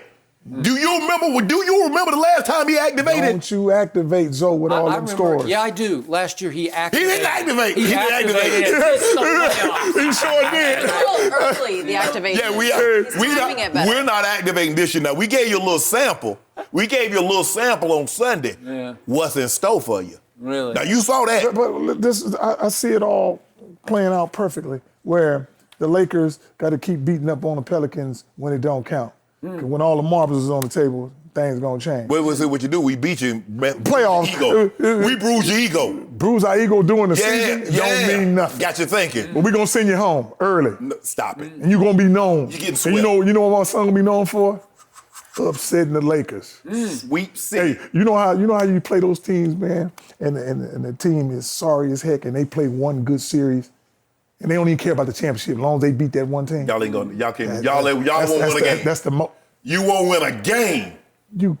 boy. You know I'll bring you a boatload of big baller brand if they don't win a game. Y'all not winning the game. You getting swept. Shoot. Come to the warehouse, pick what you want. Swept. Swept. Well, you can't even say that. Your lip Bar, almost you turned know good around. well. You know. Swept. Are you serious? Now, with their eyes closed, they can win one game on the fact they they shoot can't. so many threes. And Tell me miss they them. can't. What? And do what? What happens when they make them? Okay. You hoping to win? I already know. Four games, you got to shoot 25%. All I know they're is gonna sweep. I got GOAT. I already know what he's going to do. You already know he's going to give you 30. But he got to do it 4 times. Yeah. You think he can score 120 points? He already did it. Come on. You remember? In a short span, where you have a 7-game series, he will wear down. No, he won't. Because guess what? You play every other day, and then when they go on the road, they get 2 days in between. That's just enough time. It's not enough time. Just enough time. When you're 30 and under. Cryo. 35, never make it. Oh, 35? Oh, he 35? Ain't I he couldn't 35? tell. Playing like he 25. Well, Ain't no double team him, you're going to see his tongue come out. Who you going to double team with? Anybody. All you got to do is double team him. He'll throw that ball away when he gets tired. Guaranteed. 13 assists. Was he tired the other night? No. Oh, okay then. No double team. Yeah, y'all were running. Y'all playing with one guy. Zoe was pushing the pace, Zion up and down. And you still barely won. With no AD. Shoot. We get AD back. Ooh, I ain't going to do nothing but hinder you. 43, you know, AD Because doing both of them ain't going for 40. You remember. I hope they both go for 40 2 nights in a row. And you know what? They're going to lose 4-2. LeBron ain't like that. Because you saw the first half on Sunday. He had 19 at the half, and then what did he come out and do in the third quarter? The pressure is going to be on him in the playoffs. There ain't no pressure on LeBron. Why not? You know what pressure is? They gave him AD. They're giving him everything. And he's having the best career, like you said. Hey, that pressure going to load up on him? Ain't no pressure. Got to. Pressure is what Guaranteed. Pressure is what you feel when you don't know what you're doing. Well, When he done you it so ain't going to have no pressure in Cleveland because that's where you're from. But I'm going to tell you what. These folks in L.A., that pressure different out here. It's different out here. We gonna get us a statue too. We gonna have us a statue too. Well, you ain't gonna never get a Not if you lose to statue. the Pelicans in the first round. Hey, there you go. See, he Why knows. would he believe that? Hey, yes, we do. We know it's gonna happen. So you realize LaVar Ball just predicted the most shocking upset in the history of the NBA playoffs. Pelicans over Lakers 4-2 in round 1, right? LaVar got a better chance of growing dreads than that happening. He could grow them. I got a hat with dreads on the back. They just think You ain't growing no dreads now. It's over. All right. You don't believe that. Speaking of Big Baller brand, where Yes. does it stand now? Big Baller brand is fine, man. Yeah. It's like I said, we relaunched. I redirected everything, got more personnel, and just a little smarter at the game. And you know, any business I think that you start, everybody's talking about bumps and bruises. Ain't no bumps and bruises. It's just like this. If you want to get better at it, you're going to have to make change. And that's what I've done. It's not a big deal. Right. And like I said, everybody's always talking about, if the boys don't do this, if the boys don't do that, and the boys are always going to be with me, the family brand. So here's the thing. I would do like everybody else. I will find some other representation who I feel that could represent the Big Baller brand in a certain way. And you got superstars coming up all the time. Right. Who wouldn't want that situation? Right. Now, the only person that can shut down Big Baller brand is me. If I don't want to do it no more, it stops. But as far as my boys and the brand going up, I see something successful, I'm going to keep striving at it. Right. And that's all it is. What was the biggest single mistake you look back on and say, Well- I shouldn't have done that? Well, I'm not going to look back and say I shouldn't have done anything because I look at things like this. If it doesn't happen for that reason, then you don't go that way. Because sometimes when you take things back, then you're not in the situation that you're in. You know, I'll give you a scenario. And it probably won't. It might sound good, it might not. Jello. Okay, if Jello never took the glasses, okay, that's a bad thing on that part, but it catapulted us forward. Because now I don't take the boys out. I don't create the JBA. I don't go get the water overseas. I don't take Melo, don't get to Australia. Right. None of this stuff happens without Jello doing that. And so I look at it as, I told him it was a bad thing to do, but it took one for the team, Right. which allowed us to go even further. And now if we don't have these things, let's say Lonzo gets a big contract and we get all this money, and now we're in the situation with I call him the Rudy Poot. We had a Rudy Poot taking even not 1.5, but how about 10.5 or Right. 70 million. Right. So I figure in order for me to go forward, I had to shoot back first in order to spring forward to get a little more knowledgeable about a lot of things. Right. So it's just growth. So now you got your finger on the pulse of everything. Exactly. And that's what I wasn't doing before. It was like, okay, you got an idea, talk to my man, talk to him. He gonna get it for me. Right. As opposed to me, let me see the situation here. You know. You've got to upgrade the quality. That's another thing. The quality, but here's the thing. If I'm sending you out to get the quality and you going on, oh, it's a better price right here. where something might cost $7, and over here the quality's a little bit better for 10. But he's like, I'm trying to save money, so he's going to get this and just go with it. Right. Well, now I'm like, no, let me go 10, get the quality. He was having to change shoes. Well, but Lonzo was talking right? about a shoe that nobody ever got. And what people don't understand, in the beginning, I let Lonzo design that shoe. And I said, that ain't going to work. So that's why we had the remix, which was like, okay, this is going to be a little bit better. If I let Lonzo do his thing, that's what you came up with. Son. Right.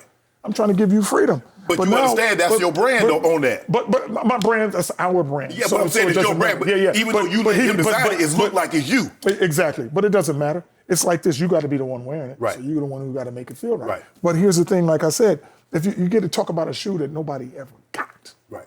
And here's another thing. He had some great games with the remix shoes. Right. So I had to explain to him, it ain't got nothing to do with the shoes, son. You can play in some sandals. It's about your preparation. Your preparation is not the same because I told you in this league you have to get bigger and stronger and faster. What are you doing to do that? And he was doing nothing to get bigger, stronger, and faster. All right. So now you're injured. Well said. So sum this up for us. Yes. Your youngest son, if you could pick a spot for him to go first overall in the draft, he would go to which team? What would be the very best fit in your eyes for him? The best fit in my eyes is New York. The New York Knicks. Okay. Okay. Because I know Melo. Melo is a big city guy. He likes the lights. He likes that. He love it. So everybody's talking about, the city type of thing. Cleveland, he already lived in Cleveland. He don't like that cold weather like that, especially if you're not going to be inside with a lot of bright lights. So I think it's about time for New York. I kind of feel they're going to get the first pick on the fact that they missed it so many times, and it's time for something good to happen to them. I thought they had a great chance last year. That's what I'm saying. Spit right by. Well, they better massage it like they did old Patrick Ewing ball in '85. Hey, we got to speak that one into existence. We kill two birds with one stone. But New York could be great for him, I think his father would like the bright lights also in New York, right? I'm gonna have bright lights if I go to Africa. Bright lights are gonna follow me because that's just who I am. Very true. LaVar, good to have you. Hey, it's great to be back and hang with you guys. Thanks for coming. Yes, we still at it. That's what I'm saying. Yeah. It's been a long time. You are. But you don't expect no brand to stay around for 3 years. We've been around 3 years now. You guys still look the same to me. Yeah. And that's crazy. I respect that. shed That a is few true. pounds. Hey, Okay. yes. Appreciate you being Hey, here. thank you guys Switch again. gears. Moving on, as all signs point to a third bout between Deontay Wilder and Tyson Fury, Floyd Mayweather was asked if he thought that Wilder could beat Fury in the rematch. Floyd responded by saying, quote, "If I train him, I can teach him how to win." Shannon, do you agree that Floyd can help Wilder beat Fury? Skip, look, Floyd is an all-time great fighter. We don't see normal all-time great fighters become great trainers. One of the best trainers that I know that was also a fighter and I think won a title was James Buddy McGirt, who's very good. It's hard to get a guy. If he had caught Deontay earlier in his career, Skip, but it's hard. Deontay Wilder's been fighting this way his entire life. This is really the only way he knows. And if things going well, he probably could. But what happens when he feels that he's losing the fight? He will revert back to what he knows and what he feels most comfortable to him. I don't know if it's true. Maybe he fired Mark Breland and he needs a new corner man. I don't know, Skip, but it's hard. Now he's saying Breland's back. So Who knows? I mean, what can Deontay do in the next 6 months, Skip, that would convince you that he can beat Tyson Fury? he could hire Floyd Mayweather Jr. to be his trainer. Okay. What have I always said? I don't love Floyd personally. Yeah. I don't even like to watch him box. But he's simply the greatest defensive fighter ever. You can argue he's the greatest ring strategist ever. Mm-hmm. I've never seen anything like Right. it. He is playing chess to your Right. checkers. You can't get him in any position where you can strike him Right. cleanly. But right? Floyd's going to fight his fight. Okay. Can Deontay Wilder fight his fight? Because Fury made him fight a different fight. All I know is Floyd's boxing IQ Yes. is the equivalent of LeBron's basketball IQ. I'll give you that. And because Floyd's father was his trainer, that he came up with a line of trainers around him and then his uncle took over. That's what I'm saying. So you have blood in your line of training. So you get it. You saw how your family trained you. Right. And it's in you to be able to train somebody else. And when I read the quotes from Floyd, they rang true. Like, I really believe I could help him. But a lot of times, Skip, look, there are different levels of doctors. Doctors that can't perform surgery, they teach. Those that can't teach, those that can do. That's what the saying goes, Skip. So it would be interesting to see. There's no question. Does Floyd know the game backwards and forwards? Absolutely. Okay. But can you teach it in such a way someone else can grasp it? But if you started tomorrow, so it's March 3rd today. Yes. You got until July 18th. Yeah. That would be enough time if Floyd would commit to this full time. And Floyd's going to have to start getting back up early again. But I think he's capable of doing that if he put his mind to it. I believe he could show him some new ropes. Now we're back to, can you teach an older dog new tricks? Right. Because he is getting to be an older dog who's never had any of those tricks. Yeah. All he had was one trick. Right. He's a one-trick pony. Exactly. With this. Well, Floyd doesn't need to get up that early, Skip, because he can do road work on his own. But when you train, you're going to be fighting at night. So, hey, we're going to fight at night. So I can sleep in. During the day. Whatever. I just believe strategically he could teach him a new plan that would be better than what we just saw. Well, that old plan didn't work, so we definitely... It did not work. Yeah. I just believe in Floyd's ring savvy. I think we need to go for the round 3. The trilogy, we need to be there, Skip. We need to go for it? Yeah, we need to go there. We need to do the show for them. That's at least a day or 2. Yeah, Done deal. I've never seen a fight. I've never been around the atmosphere. You going home anyway. You ain't going to stay and see no fight. Stop it. Staying. Whatever. If I can get a good seat. Well, gotta see it. So you believe you want to see Floyd train Deontay? I do. And it would bring high intrigue to this fight. Yeah. It would. I'll tell you what. It would help sell a fight that's going to be much harder to sell. Yes. It's going to be very interesting. I wouldn't mind. That's what Floyd wants. He gets a little cut. But that's his reputation on the line as well. I just want to know what can he teach Deontay, because he's only fought one way, Skip. I bet Floyd would come up with a plan. And that's one thing. Floyd has only fought his way. Floyd's gonna fight his fight. And whatever you think, he ain't got no pop. Okay, he ain't got no pop. Run in there if you want to. Right. Back him up. Ask how Conor McGregor does. He got pop. At 40. Ask Floyd if Conor had pop. He ain't had no pop. Walk through them little pillow punches. Like y'all thought he had pillows on his hands. No. Floyd walked through them. No mercy. While the Knicks got a big win last night against the Rockets, video footage has surfaced of Spike Lee in a heated argument with Madison Square Garden security after Lee reportedly attempted to use the media and employee entrance to MSG. Spike could be heard yelling, "No one told me," and asking if security was going to arrest him, like Charles Oakley. Things were eventually resolved. Spike finished watching the game courtside in his normal seat. So, Shannon, your reaction? Yeah, it's Spike Lee. Where the hell did you think he was going? Was there something else? Was there a wedding or bar mitzvah? Something going on in MSG other than the game that he wasn't allowed to attend? He's just your most famous fan. He is the most famous, right? I don't get. Yeah. So what do you? Why pick this fight? First with Oak, now with Spike Lee. Why? You're not gonna win this one. Just let it go, Spike. In future, don't use this elevator. Use the other elevator and keep it moving.